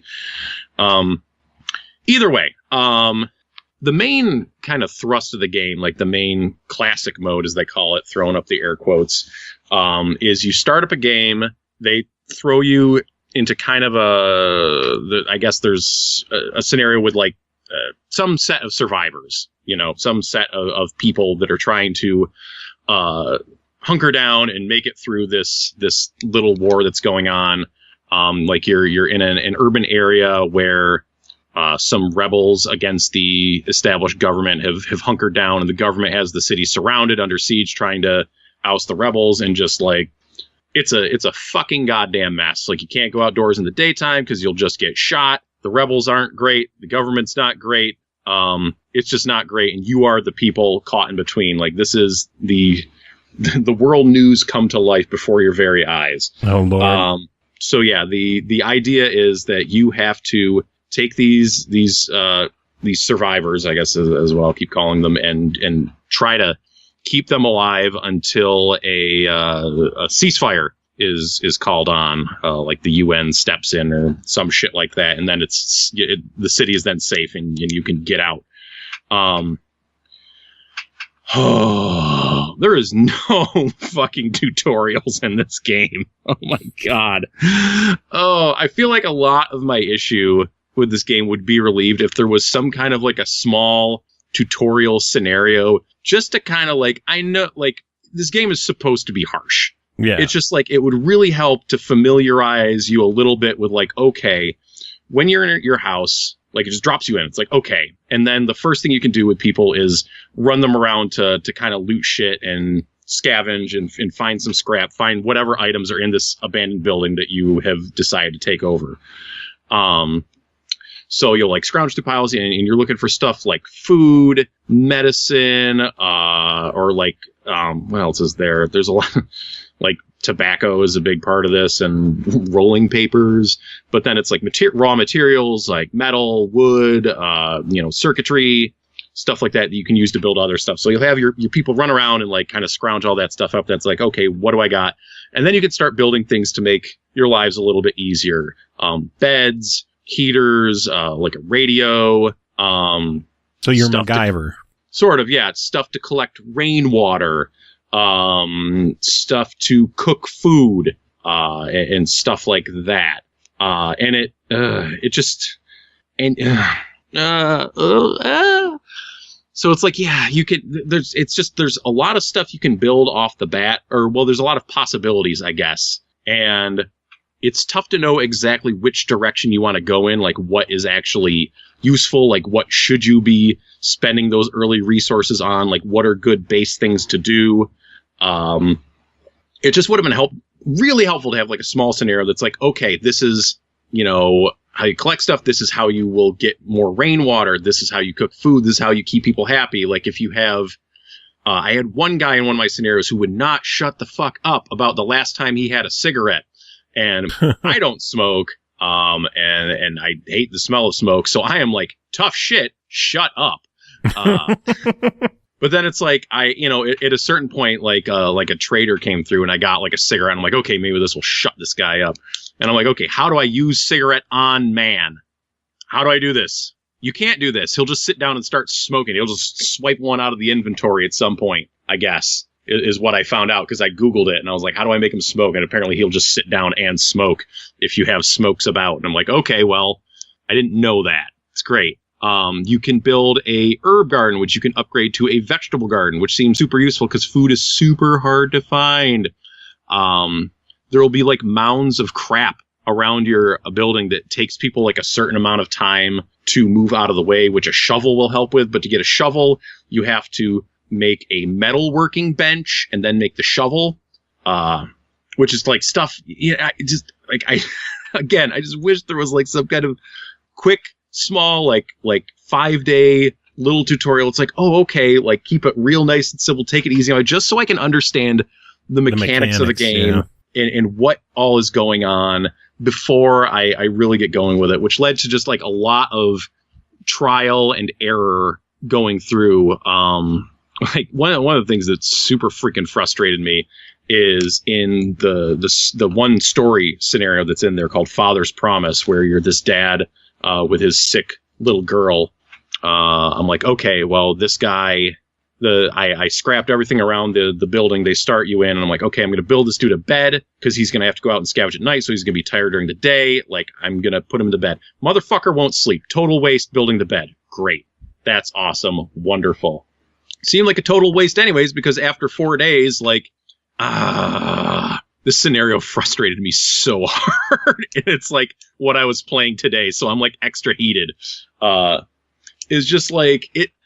It felt like you had agency in the first few days of this scenario, but you really didn't. It was like, okay, you can't go out and scavenge because he won't leave his daughter alone, and he won't sleep because he won't be unconscious near his daughter because he doesn't want anything to happen to her. But then after 4 days, the moron falls asleep passes out from exhaustion anyway, and spoiler, she disappears. So then you have this dumbass running around, limping around because he hasn't eaten anything. He's tired as shit because he wouldn't sleep in the damn bed I made him. Trying to find out what happened to his daughter. But it's like, and it makes it like this hot pursuit thing. Like, okay, it was your dickhead brother. You go to your brother's house. He's dead. There's this trail of blood. Okay, it went either to the pharmacy or the school. You should go check this out. Now, no, we can only go to one place per night, so we're going back to the house. What am I going to do at the house during the day? I don't have anything. I got nothing for you, guy. There's nothing you can do here. You could sleep on this bed that I made for you that you don't like. Ungrateful bastard. And that's it. But it's like, it's not like there was more stuff for me to scavenge there or whatever. And then it was like, yeah, after going to a couple locations and I'm just like limping around and some guy's like, well, I'll tell you what happened to your daughter. He sounds like Deckard Cain. If you bring me 3 food. And I'm like hunking. I'm like, okay, I gotta go find 3 food. And this dude is moving so slow. And I'm just like, no, I'm done. Fuck that. Anyways, back to the classic mode. So yeah, you'll build things and it's, I was getting I had one game that I felt started going pretty well, and the fact that one of my 3 people got fucking shot in like the first 2 nights or 3 nights or something like that, where I was like, okay, I got rainwater collectors going. It's just like I just don't have food, and I know they really want you to be struggling, but then it's like that was when I saw in like the little tooltip text like, oh, if I build the herb garden and then I upgrade the herb garden, then I'll be able to build a garden, because instead of upgrading that, I had upgraded like my workbench at my house, thinking that would unlock more things for me to build, but it didn't. I was just like, and then I figured, I was like, it's just like a lot of trial and error and wasted time that was just like really frustrating to go through. Like all it really tells you is like when the game starts, it pops up the controls and tells you what every button does. And I'm like, yes, I looked into settings. Thank you. And then when you get into combat the first time, it's like, okay, you push your trigger to be in combat, or to just take a swing at people. Like I once had a knife. I made a knife. I was going to knife somebody, I think was the plan. And it didn't work out. But yeah, for the most part, I got into combat and I just got shot or stabbed. And it was like, okay, right. Nice. So you do all this crap around your house during the day, but then at night, you pick what people are going to do. So you can either have people stand on guard, which is important because your house will randomly get raided at night. Oh, God. Yeah. It might not, but it might. It seemed to me it always happened when I was like giving someone a night off, people could sleep. Yeah, they can guard the house, or they can go out you can send one person out to scavenge some location out in the area. So you'll have your map, and the map will tell you like, okay, this is the kind of stuff that is at this location. There might be people to trade with. There might be danger. Like outright danger means just people will be super aggressive and just try to kill you on sight. Caution means that there will probably be people there that you would need to be careful of your behavior around them. And so, yeah, you send someone out to scavenge and try to get as much stuff as they can and get back to the house. And then, you then have materials to try to go on with the next day. But going out scavenging and I died a lot, man. People went out there and they because I would be I go into like a building, like the first time I know I went to a building. I know, and in some instances they wanted to make you feel bad. Like one of the first buildings I went to, had people in it, was like this old couple, and I'm like, okay, well I need shit, so I'm stealing your shit, and I stole their shit, and they're like, man, why are you taking our stuff? Why are you a jerk? And the next day my guy got home, he's like, man, I stole those people's stuff. How are they going to survive? And at least one guy in my house was like, man, screw everybody else. We need to get through this. And I'm like, yes, I am with you, sir. He's going to be Pouty McPouty Pants because he stole from old people. But hey, now your arm is bandaged, so everybody's doing okay, right? We're all alive. And they're old anyway. They're old anyway. I mean, their house seemed cozy. But, in other instances, it's just like, okay, oh, crap, there's people here. And sometimes they'd be like, be careful. What are you doing, buddy? Like, they'd be super suspicious. And there's like some things they don't seem to mind if you go through. And then there was some things I realized after a couple of mishaps that where you scavenge in like a cabinet and it will be labeled private property. And taking that stuff really makes them mad. Though if they don't see you take it, that seems to make a difference. Though then you'll feel bad. I mean, I don't know how did these people stencil private property on their little cabinets so you would know it was theirs and not just like other crap that they don't care about. Though there was one particular scavenge area I went into where I ended up, it was like the central square. So there was like a bunch of people out there trading. It was kind of like a central gathering space. So there's a bunch of people to trade with there, but there's also a door at the end that you could pick the lock. And I'm like, okay, I'll pick the lock. This made people angry because apparently I was breaking into their apartment. And so like all of a sudden these people come running after me and, just like the combat in that game is not awesome. So pretty much anytime I got in, oh no, I did kill a man with a shovel once. That's right. I forgot about that. His blood's on my hands. Yeah, it is. His buddy killed me, though, so I did not make it out of that. But I did murder a man with a shovel. So, yeah, and then it's like, when somebody dies, one of your three people dies, it's just like, oh, fuck, man, come on. It sucks. So it's just a very brutal, harsh game. It is a brutal, harsh game. But then, like, you get into, like, actually, like, playing it. And I talked a bit about Forgotten Anne last week, how... like the animations of Anne made it so you'd kind of run past stuff a lot sometimes. And this, this game was originally on PC, and I imagine this was a lot easier with a mouse because you could just click on the icons you need to click on. Because sometimes they're very close together, like at the crafting points. Like in particular in the story scenario with your little daughter, she'd be in her bed and you walk up to her and there's three icons overhead. So trying to stand in front of the right one, there was like one where you'd like sit down and console her, one where you could give her food, one where you'd give her the teddy bear you found in the basement. And I'm like trying to land on, or it was a dog, excuse me. I was trying to land on the plush dog to give her, and it was just like, and also in that scenario, everything about that scenario pissed me off. There's like a spot in the house where you have to, there's like a gap in the floor and you use that, like you'll climb down it. And then when you're moving back up, you'd climb on the railing and go up. And just for whatever reason, I would go down there and I would press on the stick to move right, but I would press slightly up. So he would like go through the animation of climbing back up again and then climbing back. And I have to make him climb back down. I'm just like, oh God, dude, come on, seriously. So it's just like trying to accurately hit the marks of what you wanted to hit. Was a pain in the butt, which is especially problematic when you are in combat or like you're trying to sneak around someone's house, and you have to be very careful with how much you're moving the stick, because if you move up to a door, you won't stop. You don't stop to press A to open the door. You just barrel through the thing and make a bunch of fucking noise. And so like trying to sneak around was tough because you got to be really careful with the stick to sneak up, like, okay, carefully open the door. Now I'm going to step through and then I'm going to gently close the door. Okay, fine. But more often than not, I'm just like, I move a little too fast and I'm just like kaboom through the door. And they're like, oh, there's a guy down there. We should go stab him with our sharp things. And then you die again. And then I die again. Pain in the butt. Also a pain in the butt is when there's an icon to exit a scavenge area, and there are icons, I should say, because sometimes they're on either side of the building. So I'd be going around and just, trying to play the game and think it was a scavenge point, and I'd click on it, and then you just leave. It doesn't ask for any confirmation when you're leaving a scavenge area. You just leave. Just poof, gone. So like one night I did that. I went to a scavenge area, then I accidentally clicked on the button that was right there, and I went right back out. Got nothing for the night, nothing for the evening. Total waste.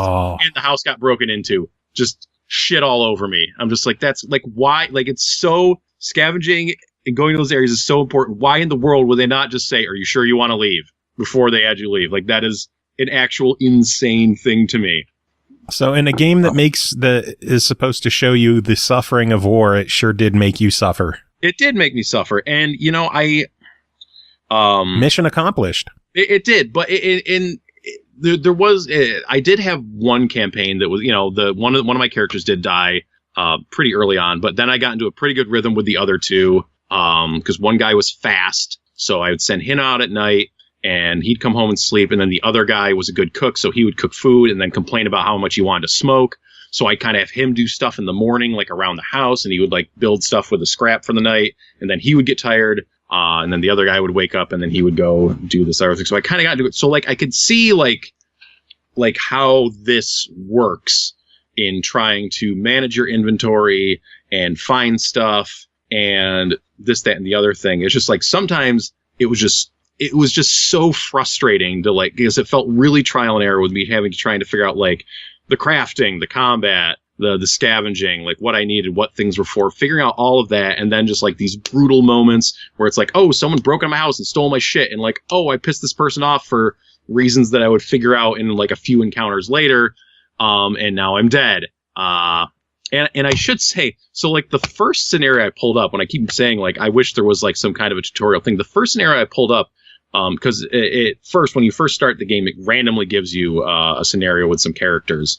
After you've had one go to conclusion, it does let you customize a scenario, like pick which people you want to be involved and kind of like how long to hold out and this, that, and the other thing. You can set up a custom game. But the first one it gave me was a father and daughter. Not the same as the Father's Promise story, but just like a father and daughter.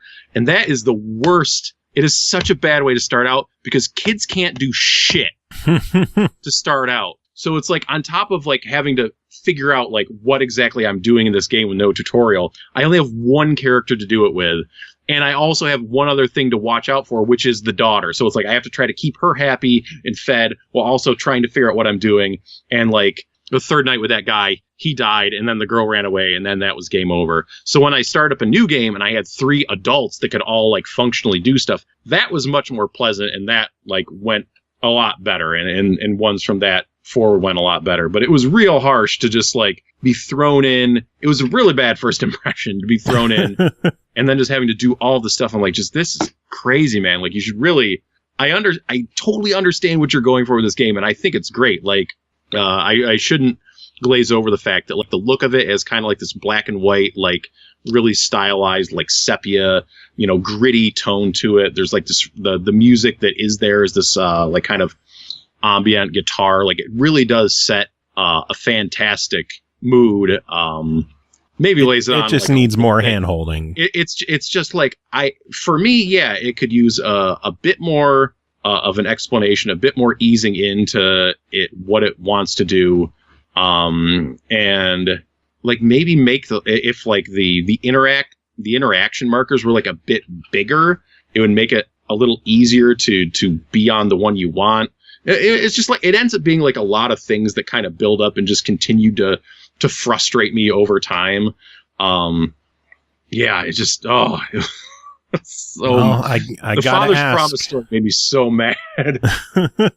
Well, I gotta ask, $40 on it. What do you think of it? No, I would have to. I could not recommend this. I would have to tell people to pass on it for now. I just like my experience was just too much of a downer. Even when I was like things were working functionally. I mean that it is meant to be a downer of a game for sure. It is doing something different, but just like playing it was such a chore that I couldn't possibly give it a recommendation for $40. Oh well.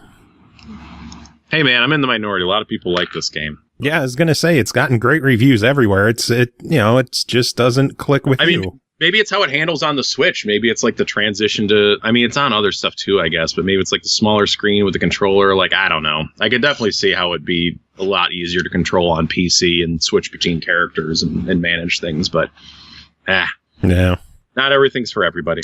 Very true. But you got one other game to talk about. That is called Mother Russia Bleeds, developed by Le Cartel Studio, published by Devolver Digital. It released November 15th on the Switch for $14.99. An old-fashioned beat-em-up with big doses of adrenaline and trippiness, somewhere between the classic style of Streets of Rage and the ultra-violence of Hotline Miami. Set in a cold, ruthless Soviet Union, That's Mother accurate. Russia Bleeds. That's very accurate. Mother Russia Bleeds aims to conjure up anxiety, unease, and drug-addled frenzy. Tim, tell us about Mother Russia Bleeds. Well, it's like Streets of Rage meets Hotline Miami. Case closed. It's done. Where'd you hear that? I heard it just now in the copy they gave us. Yeah, so I have such a pet peeve with how I feel like most game reviewers approach beat 'em ups since like the year 2000, because it just feels to me like people don't like them. Like people, they get treated like a, this old genre that just doesn't need to exist anymore. That was only there to munch your quarters in the 80s.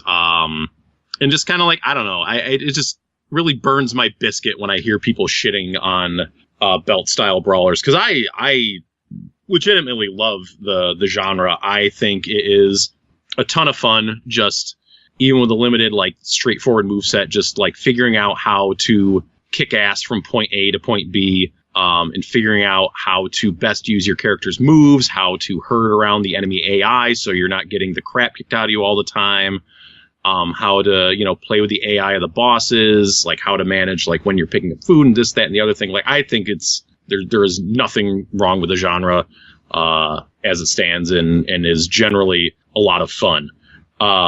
Well, I agree with you. Yeah, hell yeah. Like, it's like the same thing that people like about, like, Dynasty Warriors and Hyrule Warriors. It's like 1 against, 100, just scaled down and going 2D. Even stuff like Devil May Cry kind of is evolved from that, just like straight, room by room action games. So yeah, Mother Russia Bleeds. This game has 4 characters, 8 story levels, and then it has a survival mode, which you will unlock more levels for that as you play through the game. For combat, they give you a light attack, heavy attack. You got a grab, a jump, and a dash. And something I really like is that most of the buttons do things in every context. Because I just feel like that helps so much in games like these. That okay, if I grab a guy, I can jump with the guy. If I jump, I can grab a guy. If I jump and do a strong attack, it does a different attack than when I do a light attack. If I dash, then I get different attacks from light, heavy if I'm on the ground. Like, you can mount downed enemies and punch them in the face in this game. Nice. Or drop elbows into them. And, I want the buttons to do something in every scenario. And even like when I'm down punching a guy and if I hit the heavy attack, it makes you stand up and do the heavy attack. But that's useful because if you're down punching a guy and someone is approaching you, and you that is how you get out of it and counterattack right away. It's smart. Another smart thing. Each character, when you dash and do a heavy attack, you do this kind of slide kick. And what it does is it makes enemies flip over you. So if there's enemies on the edge of the screen, you can then herd them more towards the middle, which is really useful because that's a problem that beat 'em ups have had. Like, enemies will just kind of float there on the edge of the screen, and you'll do like one combo to them, then they fly back off again. You're waiting for them to come back. In this case, you can herd them. Like, each character has a way that you can very easily move enemies back to the center of the screen. And there's characters that once I found out the big guy basically has a German suplex, I was pretty much sold on this game. But no, every character has grabs and slams, and stuff like that. Each character, one of my favorite things to do is to grab an enemy. You can then throw them up in the air, straight up, jump up, and then grab them and slam them down right in place. It's a lot of fun to do. That is the actual recommended counter for annoying characters that jump kick you, is to just jump and then grab them out of the air and pile drive them into the ground. Sweet. It's great. So yeah, the combat is really fun. It's really thought out with what the moves do, and how they interact with enemies, and how it helps you move enemies around the screen. It clearly shows that, these people played a lot of beat 'em ups, and they're not just like putting some pixel art paint onto like a really base brawler just to be like, hey, it's an old school beat 'em up. Like, no, they thought about things here, and are adding to the genre some ideas. Injections. So the kind of the story of this game goes is that you are a Romani, a traveler, a gypsy, if you want to be offensive about it. And like your camp is raided, you're taken to this underground chemical facility, and you're injected with this drug. And then you keep a needle of this drug around, and it can either heal you, or it can power you up, like make you super strong and fast for like a short amount of time. And then you can pull more of the drug out of addicts that you're beating up in the levels.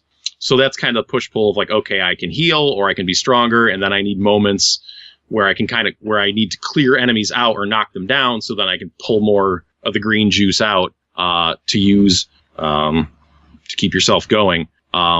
Should be noted that if you go through and you make it to wave 10 in any of the survival levels, you unlock injections that do different things. So that's some replay value right there, is trying to figure out or just like unlocking that stuff and playing through the game in different ways. Which is, it's important. The game does have 4 characters, but I like that added layer of like, okay, you can pick a different injection and see how that changes your gameplay experience, because beat 'em ups can get repetitive. So it keeps giving you like, just a little bit, a dash of new flavor to throw on your experience. One of my favorite things about this, as opposed to other beat 'em ups, is how they design their bosses, because each boss kind of has a gimmick. Or at least an easily recognizable pattern, like especially in old arcade beat 'em ups. Bosses are just made to suck the fucking quarters out of you, man. Oh yeah. Like they are cheap as shit. And this is not a game like that. No, they don't need it to act like that. So each one kind of has a gimmick. So like the first boss, like one of the simpler applications of this is just that the boss will do 2 attacks, and then it will need to pause for a second to inject itself with more of the drug, and that's your opportunity to attack it. And each boss kind of has something different going on. One I really like later on is there's a guy that you're fighting on train tracks. There's like 2 adjacent train tracks, and he has night vision goggles on. So one of your friends is trying to throw you flashbangs that you can use to blind this guy. So you can blind this guy and then attack him. But if you time it right, you will blind him and stun him when he's standing on one of the railroad tracks that a train is about to go by on, and the train will hit him. Nice. Mm-hmm. So that's awesome. And that goes on like right till the last boss. And that's something that I really appreciate and makes the game like a lot more playable, is that there just isn't these cheap as shit bosses that are there just that you have to be super careful with and like watch their pattern and da-da-da-da. Like I like changing it up. In a lot of instances, because of that, I was able to beat bosses on the first try. The game uses checkpoints instead of lives. So again, that's like another modern twist on it there. One of the cool things it does. Okay, so I'll just talk about it with this because it's part of the graphics. So pixel art is really good. It's gritty. This is kind of where the Hotline Miami feel really comes into it. Some really interesting stuff going on in the backgrounds that help tell the story, or just, I guess I should say, shape the world. They help tell the story of the game, but they shape the world and tell you like help tell you what's going on. Neat thing they do again. So the enemies don't have life bars, which is a pretty standard thing in most beat 'em ups, that you'd be able to see the enemy life bars. In this case, the damage is just reflected on the enemy's character sprite, so they become more bruised and bloody as they're getting closer to being dead, I guess. But there's like they did a really good job of having, it's not just like, okay, this character looks fine and now they're bleeding out so they're almost dead. Like there's a really good kind of like multiple sprites per character to demonstrate like how beaten up and how far along they are. So you can say like, okay, this guy's kind of beat up over here. This guy looks a little bloodier over here. I want to finish off this guy and then go over to fight that guy over there. So that's another really cool touch to it. My only problem with the game is I had a few glitches.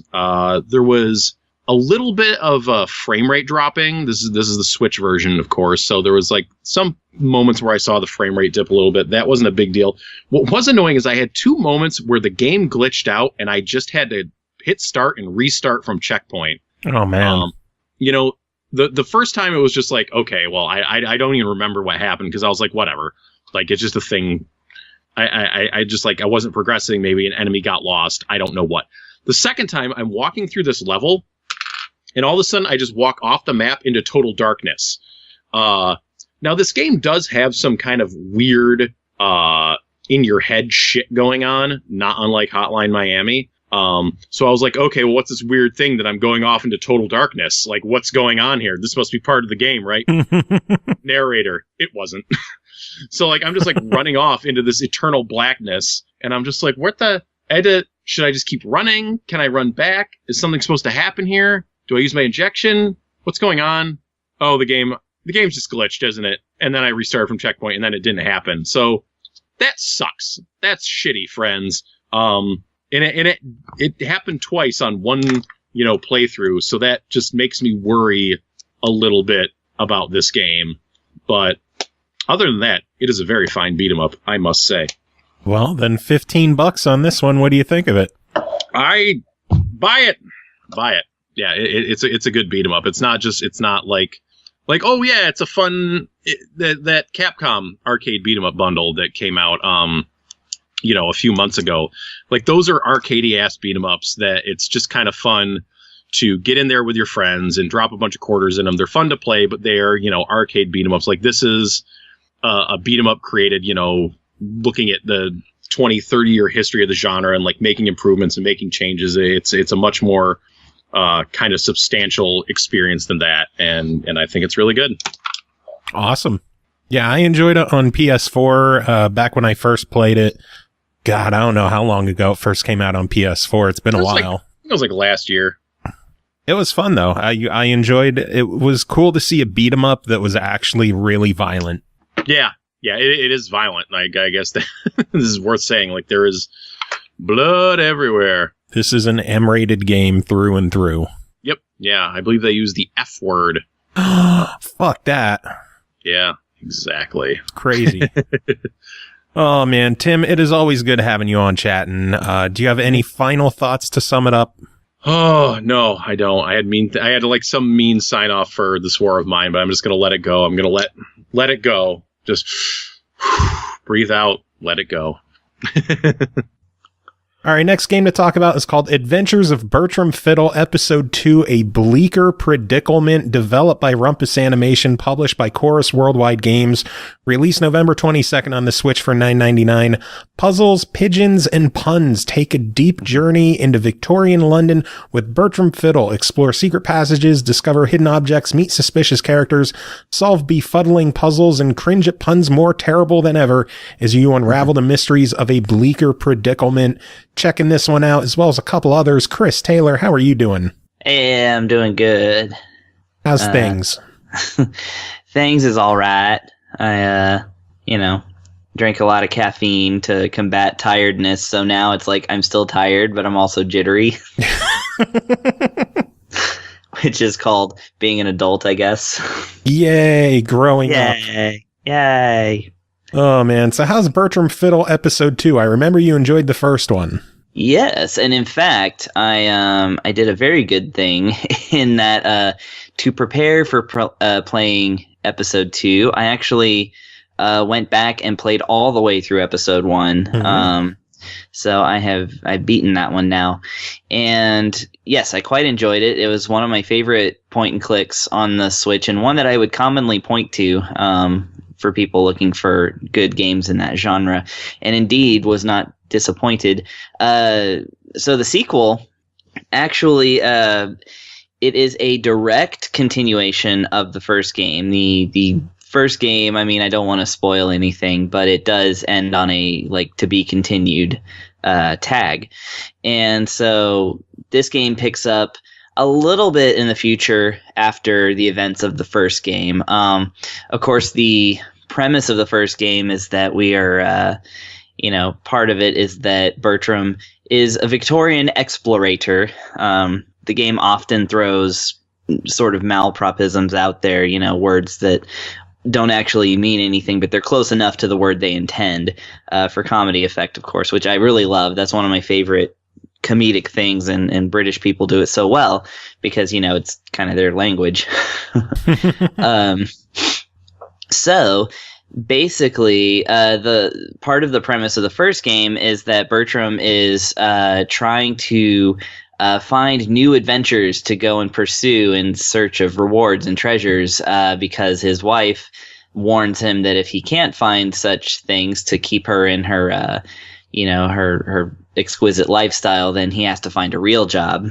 And this, of course, is of the greatest dread to our protagonist. And so the second game opens up with him having actually, finally been sort of strong-armed into accepting an actual hourly job at the Dolesworth Adequate Soap Company, who they sell adequate soap, which is pretty great. And actually, it's really fun to read their ads. Like the first game, the second game is full of ads that you can read, that are just pasted up on walls, and you can take a closer look at them and read them, and they're amazingly funny. So yeah, the Dolesworth Adequate Ad Company. So the game actually opens up with you completing a day of telephoning people with an old-timey switchboard, and asking them if they want to purchase soap. And from there, you actually sort of notice that there's a few more things to do in this game versus the old game. The thing I noticed right away is that the animation is much smoother. They've definitely made some improvements to the aesthetics, but they're using the exact same art style, which is a great sort of comic-y, cartoony, look. Bertram, of course, has rather famously has a giant pink croissant as a nose, and different style choices like that. It's all very, it serves the comedy as well as being, sort of conveying this message of dreariness and Victorianness. But anyway, so yeah, you get them through a day of work, and you then discover that your boss is perhaps not all of what he seems, and so a new mystery sort of begins to show itself, and you have to go and travel and talk to his mother, who tasks you with getting to the bottom of his strange doings, whereupon you actually at the end of the first chapter end up being framed for a murder. And so you start chapter 2 in jail, and that's where the real sort of dicking around with picking up items and combining them and, doing the point-and-click puzzle thing begins. However, unlike the last game, this game has you splitting the gameplay between Bertram, who is sitting in jail, and his Peruvian Cyclops friend Gavin, manservant Gavin, who is out of jail and actually can walk around the the city and sort of begin piecing together the things you need. And between the two of them, of course, you gotta get Bertram out of jail, and then your adventure can continue, etc. So, a lot of new things. There's new ways to interact with stuff. Now you can just look at things, and the game will actually tell you rather than... so the way that this game works is that it tells you right off the bat, is that, you press A to interact with things or touch the touch screen.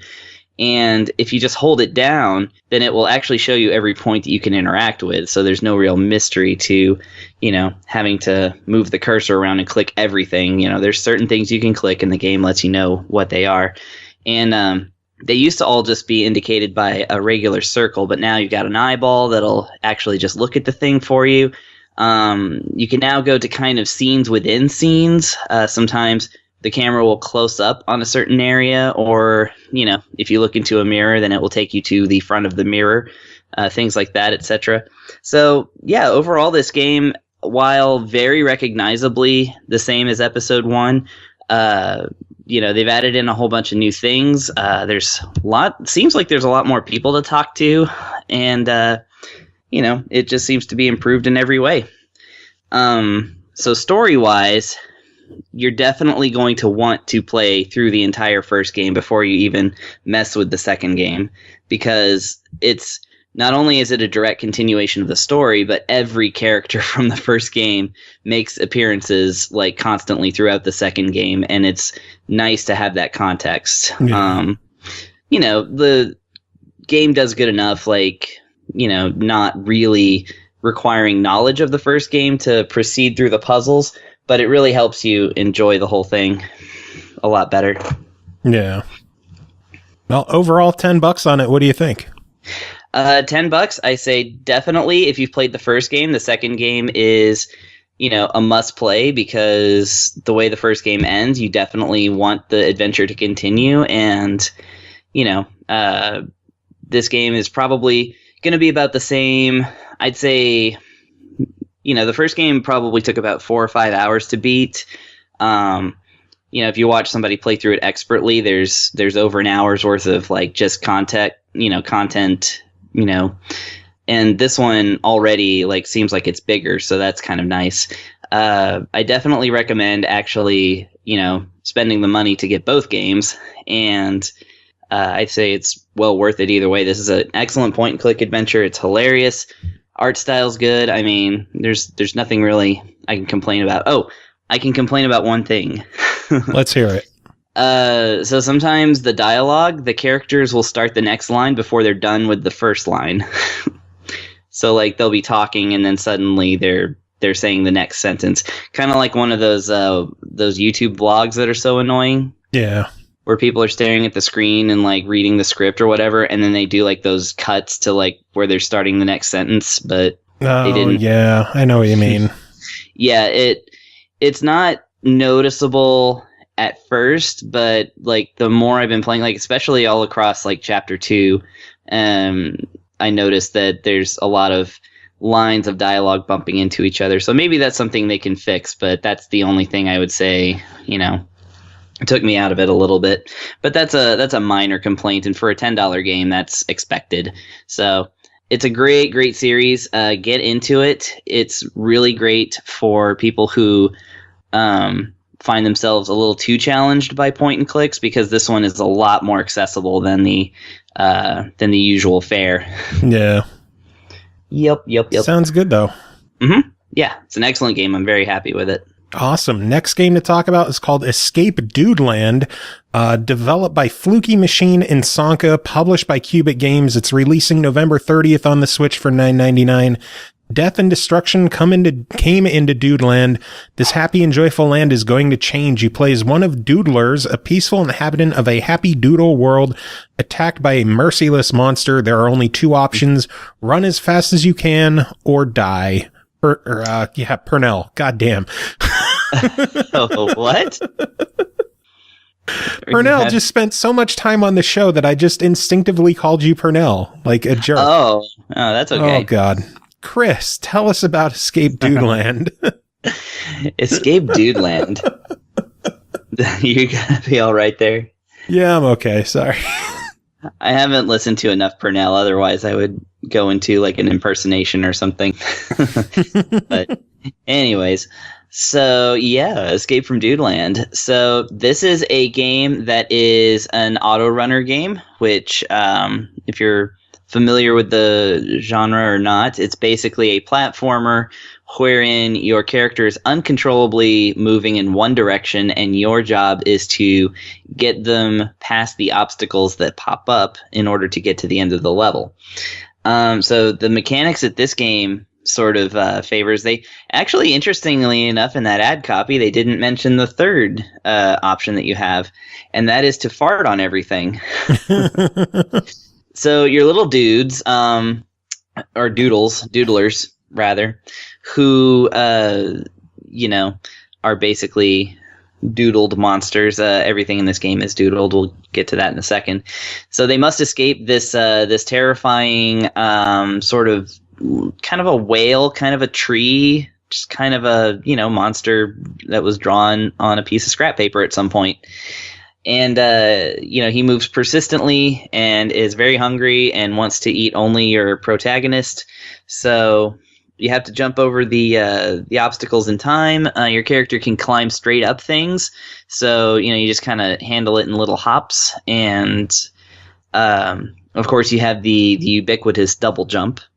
And then, like I said, there are fart mechanics in the game. So, as you know, with auto runners, you usually don't use the directional pads at all, but on this one you do.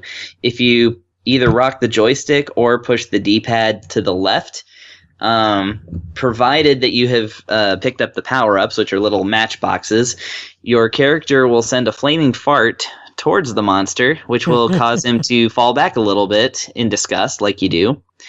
And up will actually create a fart rocket, which will propel you upwards, which will help you clear those, straight up obstacles. And then you have, if you push to the right, then your character will fart rocket forward and, move faster in that direction. So the cool thing about this game is that when you pick up these matches, they stay in your inventory until you use them. There's no amount of deaths or game overs that you can endure that will make you lose the matches.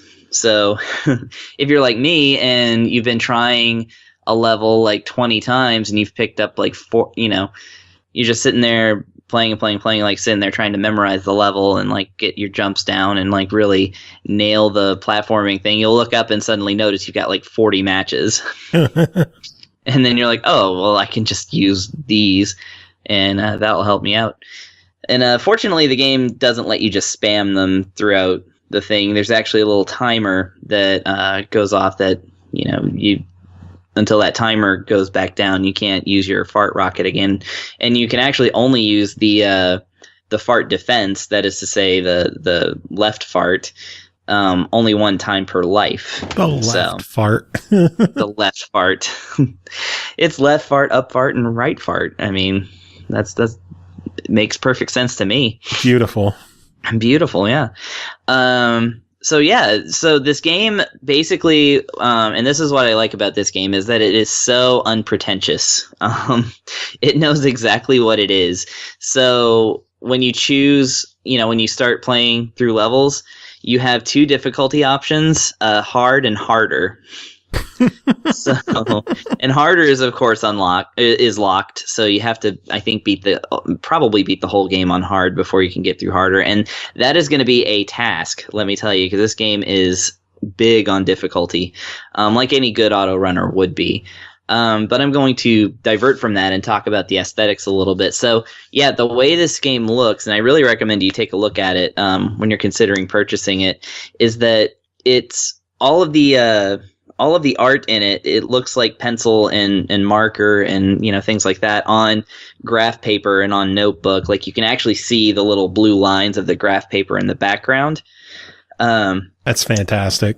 Yeah, but it uses it's deceptive because it actually uses some pretty fancy like 3D work in order to create like layers and layers of like background going back, each one looking like a different drawing and things like that. And there's often like animated monsters like roving in the background that interfere with the levels in some ways.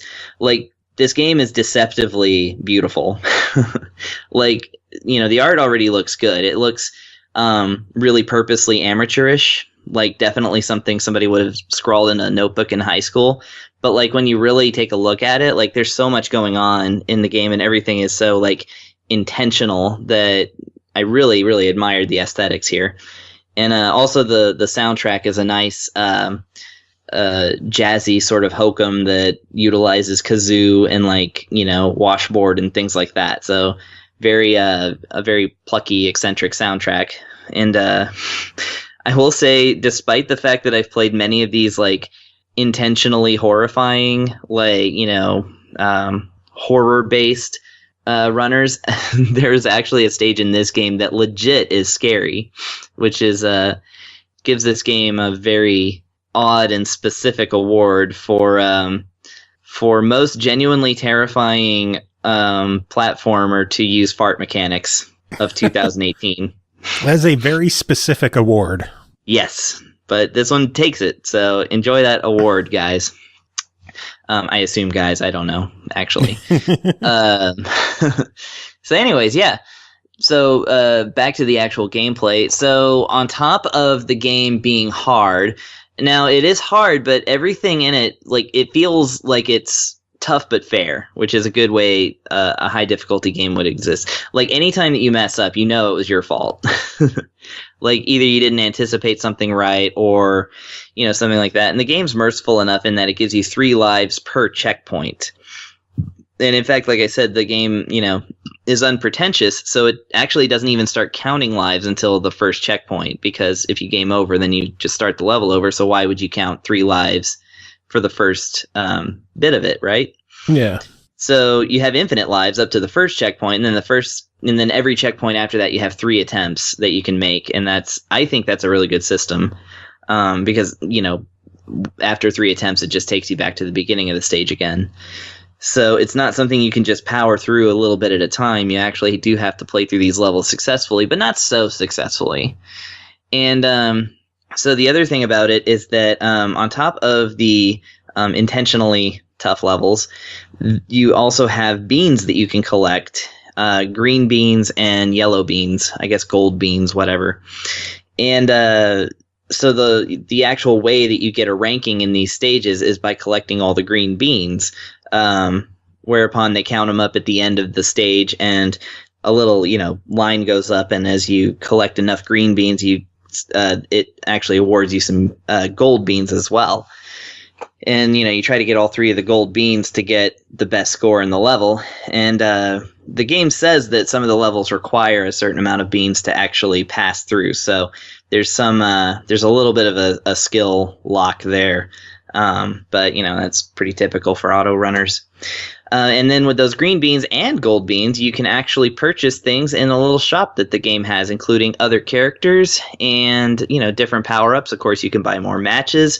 And in fact, if you are when you go through levels again, as long as you pass the level, any green beans that you've caught in that level, you keep. So you can actually grind for beans if you want, just playing through the early levels. You have to be somebody really sad and pathetic and lonely like me in order to actually want to do that. But you know, I unlocked a few things that way. And of course you can trade your, like I said, 10 green beans for 1 gold bean. So you don't even have to, like, you know, the gold beans aren't, you know, completely rare. Yeah. So, but yeah. Well, overall, $10. What do you think? $10. This game is really remarkably well put together. So I would say that if you are a fan of auto runners and you want something a little different, and definitely with a worthy, you know, difficulty scale, for sure pick this up, because this is one of the better ones I've played. So, I mean, I really didn't have any complaints about this one either. Like it's very, very, very well done. Awesome. Sounds good. Mm-hmm. Next game to talk about is called Cat Tales, developed and published by Falcon Development. It's releasing November 29th on the Switch for $14.99. Become a Cat. Cat Tales is a unique animal simulation RPG. Hunt, fight, explore, and socialize in an expansive open world. Get married, have a litter of kittens, and befriend your neighbors. Chris, what is Cat Tales? Cat Tales. This one, I believe that you got this one to me before I was able to request it, because I was going to request it. Yes, Cat Tales is an open-ended RPG utilizing a day-night system and a calendar system, much like Harvest Moon, or one I've more recently talked about, Little Dragon Cafe. And it stars cats. It's basically a top-down view. The graphics are somewhere between Super Nintendo and PlayStation. Definitely, you know, throwback sprite-based stuff. And yeah, so the story begins with a I'm gonna say like an up-style montage of, you know, a kitten being adopted in a pet store, and then, you know, taken home by a little kid who has fun with the kitty, but then they get into trouble, and the mom decides to freaking abandon the cat on the side of the road somewhere. So the opening actually made me really sad as a newly converted cat person, I suppose. Oh. So I, then, as soon as your cat has accepted his fate, his or her fate, of course, then you are approached by a cat named Coco, who is a black and white kitty, who tells you that now you're living in the wilderness and you should learn how to do things. And then Coco puts you through a whole tutorial thing, and actually gives you a home in the nearest cat village. You actually can decide which cat village you want to make your home. And from there, you're actually kind of free to develop your kitty however you like. You have a den to go home to. You have an inventory system whereby you basically have to eat to survive. So you learn how to catch different foods. That is to say, you can kill birds, you can kill mice, squirrels, even rabbits. Actually, we used to have a cat that killed rabbits, which was a little bit horrifying.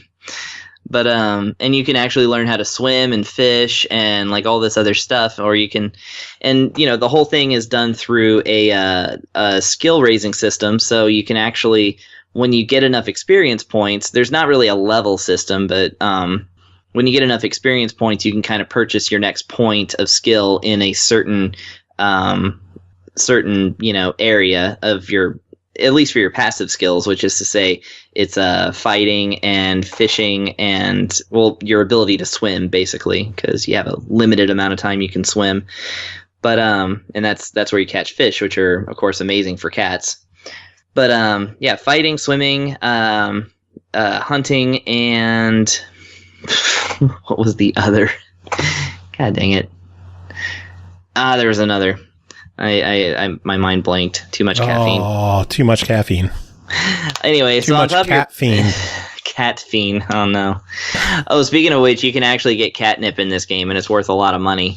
Nice. So yeah, once you fill up your inventory, you can actually sell off things that you've collected with a local seller and buyer that are they're scattered throughout villages, but there's going to be one in your village, and the currency is actually meows. So I found that adorable. Anyway, so yeah, you basically hunt for resources. Now time moves by at about a Harvest Moon pace. Like, it's going to remind you a lot of Harvest Moon if you've played the original, especially. And once it gets too late, you can keep hunting well into the night. As you know, cats are nocturnal creatures. But the later you stay up, the later you're going to wake up the next day. So the other cats tend to be up from 8 a.m. till 9 p.m., which is wildly inaccurate for a cat, but that's still the way this game goes.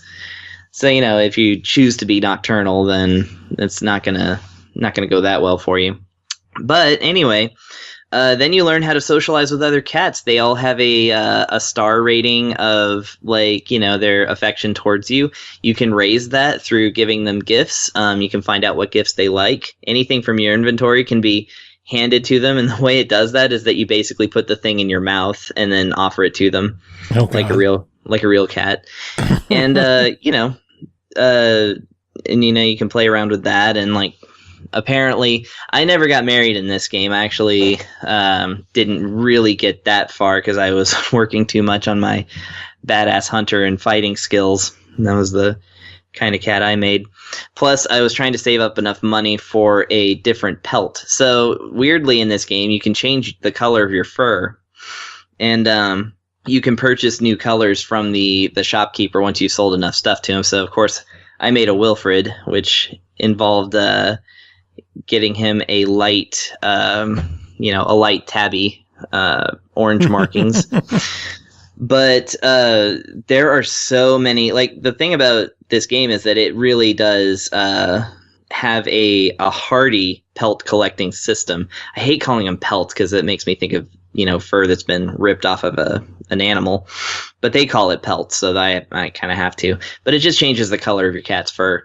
And not only can you collect them, because this game came out on Steam a while ago, I want to say at least a year, like a year and a half or so. But anyways, There actually is a section where you can enter a promo code, which you can find online, and it'll actually add more colors to your inventory. Oh, that's cool. And the ones that worked on Steam, I tested it. The ones that worked on Steam now work on the Switch as well. By the way, my actual cat Wilfred is now meowing at me, so he heard me talking about his game. So, yeah, it's basically a whole lot to do.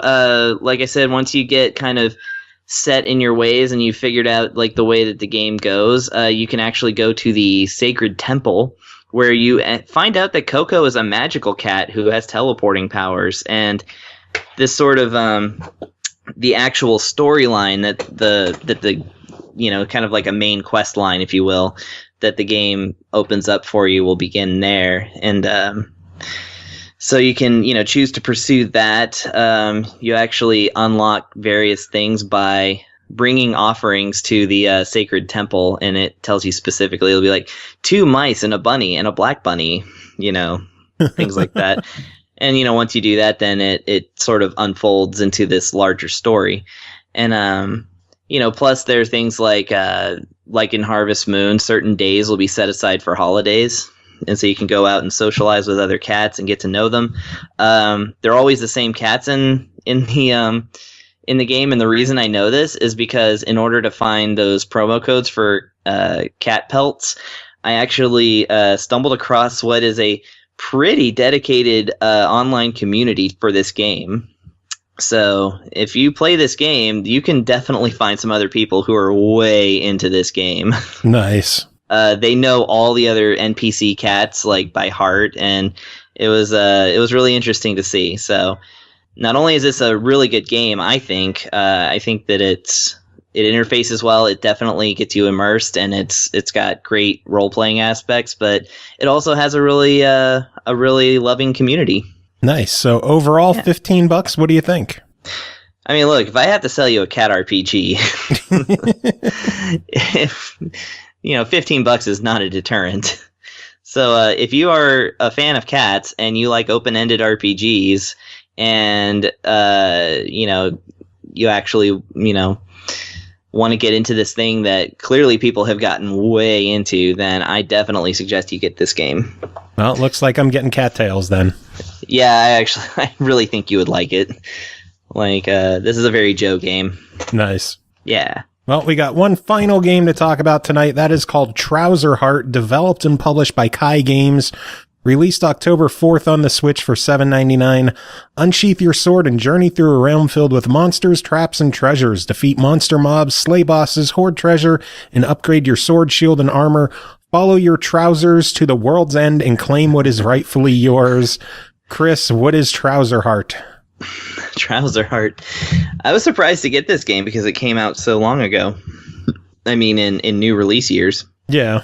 Like almost 2 months. Anyway, yeah, I was very interested in Trouser Heart, so I'm glad to have gotten to pick it up. So Trouser Heart it's kind of like, well, it's essentially a brawler, a medieval brawler. And it's almost like a roguelike, but not quite. I'll get to that in a second. So you play the king. I assume his name is King Trouser Heart. I don't know. And you're sitting there sleeping in your castle, having a great time. And then a little goblin comes up and steals your freaking pants, or trousers, sorry. And so you immediately grab your wooden sword and wooden shield and go after him. So this is apparently a king who has really let himself go, because wooden sword and wooden shield, no money and no pants. It's just a sad way to be. So you proceed through these levels that are set up basically where it's like the entrance and then 2 rooms, and then there'll be a campsite where that will serve as a checkpoint and also a place where you can refill your hearts by banging on this dispenser that just shoots out hearts. And then, like maybe 2 more rooms and then a boss. And then once you defeat the boss, the game actually has a really a unique shortcut method. That is to say, you go through each room, and each room is like, about a 4x4 grid of squares that you can walk around on. And once you defeat the boss, then the door that you entered in opens back up, and when you run into it, then it takes you all the way back to your castle, and so that you can purchase upgrades by striking the anvil of smithing. I don't know, but so yeah, you collect coins, gold bars, jewelry throughout the levels, and those are how you purchase your upgrades. You'll have to purchase about 5 upgrades before it actually changes the graphic of the item. So I think it's 5 between the wooden sword and like an iron sword, and then there'll be a gold sword, and then like this kind of really badass looking sword that's made of something blue. I actually don't know what kind of metal is that. And yeah, you can not only upgrade your sword, but you can upgrade your armor, which actually just correlates directly to the amount of hearts you get. It's Zelda-like, Zelda-style hearts, where it just adds more of them. And your shield is actually a kind of, the best I can figure is that the shield will just sometimes block the attacks completely. So no matter how strong the attack, if your shield is good enough, then there's a higher percentage that you'll just nullify that attack completely. And then your crown, which when you upgrade it, then enemies drop more gold based on a certain percentage. And there are also treasure chests littered all the way throughout this game, and it will, I think, affect those as well. Basically, you just get a bunch more treasure. So, good. Of course, yeah. And I like the crown because it just kind of bounces up and down on the guy's head. And I don't know, I like the look of it. The look of the whole game, actually, it's kind of like, this game is definitely, they definitely reuse their resources here, because every character in the game that's not a goblin is a brawny man, like with giant shoulders and like the same shape of head. And it's like, whether they're skeletons or dudes with swords or like, anything else, they all like kind of have the same model. It looks like it looks like an HD remake of a Nintendo 64 game in terms of graphics. That's the best way I can think of to describe it. Not a whole lot of polygons, but a whole lot of detail in the polygons. Mm-hmm. But it serves the game really well, especially in portable mode. It looks really good in portable mode. Although I played it mostly on the TV. And actually, admittedly, so the game has the game has 2 modes and a modifier. It has casual mode, which is fairly easy, although, I ended up dying a couple of times. And then it has hardcore mode, which is largely the same, but like the enemies, do more damage, and it's more hardcore. And then you can choose, I believe, on both difficulties, permadeath. So you can turn permadeath on or off. Because if you die without permadeath, then it just takes you back to the beginning of the stage, but you retain all the gold that you've gotten right up to that point. So, and then, if you choose to leave at that point, you can go upgrade your stuff and try again. So utilizing casual without permadeath, I was actually able to clear this entire game within an afternoon. Oh, wow. Yeah, it's got 4 worlds that you can go to. Each one has kind of a theme, although largely all it is just going to different castles with the different rooms and then defeating a boss at the end. And of course, each boss has its own strategy, but they're fairly easy to figure out. It's, in casual mode, it's just a fun brawler, and in the permadeath mode, it's more of a survival type game. What the hell is that cat doing? I'm gonna kill him. Gotta love cats. Yeah. He's like standing on my bathroom counter where he's not allowed and just staring at me. Like he knows that I'm not gonna stop him while I'm still, You're recording. still recording. You can't do shit. All right. He's gonna get the spray bottle later. Nice. Anyway, so this game, I was able to clear it in an afternoon, and actually I went right into hardcore mode and started playing through it again, and I got through a few levels. So even the hardcore mode is not super hard, and the casual mode is great for people who, it gets a bit challenging towards the end, but it's got a long curve. So, by the end of the game, you're definitely able to like hang with it and the new obstacles that pop up towards the end. And of course, like I said, you can always go back to any level and including every world has 2 bonus treasure chest levels where instead of a boss at the end of the level, it's a treasure chest with a whole bunch of extra loot. Oh, nice. And so you can always go back into any of those and just grind up for more money and then get more upgrades, and sort of although there is a cap on the upgrades, obviously once you get to the top, then you're done. Yeah. But yeah, once you get to the final dungeon, it's a little difficult, but definitely passable. And of course, there's a big twist ending that I'm not going to reveal, except to say that the story actually has a bit of a twist to it, which is nice. And then once you beat it, you just have the option of either continuing and going through again, I guess, or just starting over with another character. Nice. Well, overall, $8 on it. What do you think? $8 is definitely worthwhile. I would say for the hardcore roguelike enthusiast, it's going to be too easy. You're just going to, burn right through it. But I think for people who are more into, they want to play, a nice casual brawler that has the option of becoming, difficult, but not as difficult as like your actual hardcore, dungeon crawling type game. This is definitely good. I think it would be a great game for kids, honestly, because there's nothing offensive in it. All enemies just fall over and then sink into the ground. Yeah, it's rated E10, so it is for a younger crowd. Yeah, you're just a guy without his pants on.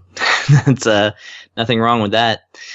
And it's just a fun, lighthearted game. I think that it's a little brief, and you really have to turn on the difficulty as high as it'll go in order to, really be challenged by it. But I think it was really good, and it's definitely well put together. So I'd say it's worth $8. Yeah. Awesome. Sounds good. Mm-hmm. Well, that is it for this episode. Thanks again to everyone for coming on and doing their thing. Thanks again for Adam Ferrando for coming on, chatting about Demon's Tilt. That is absolutely worth checking out. We'll talk about that again next week on the show. Chris, do you have any final words to end this all? My cat is actually now trying to attack my keyboard, so... Nice. I prefer video game cats. These real cats are stupid. Cats are dicks. Yeah.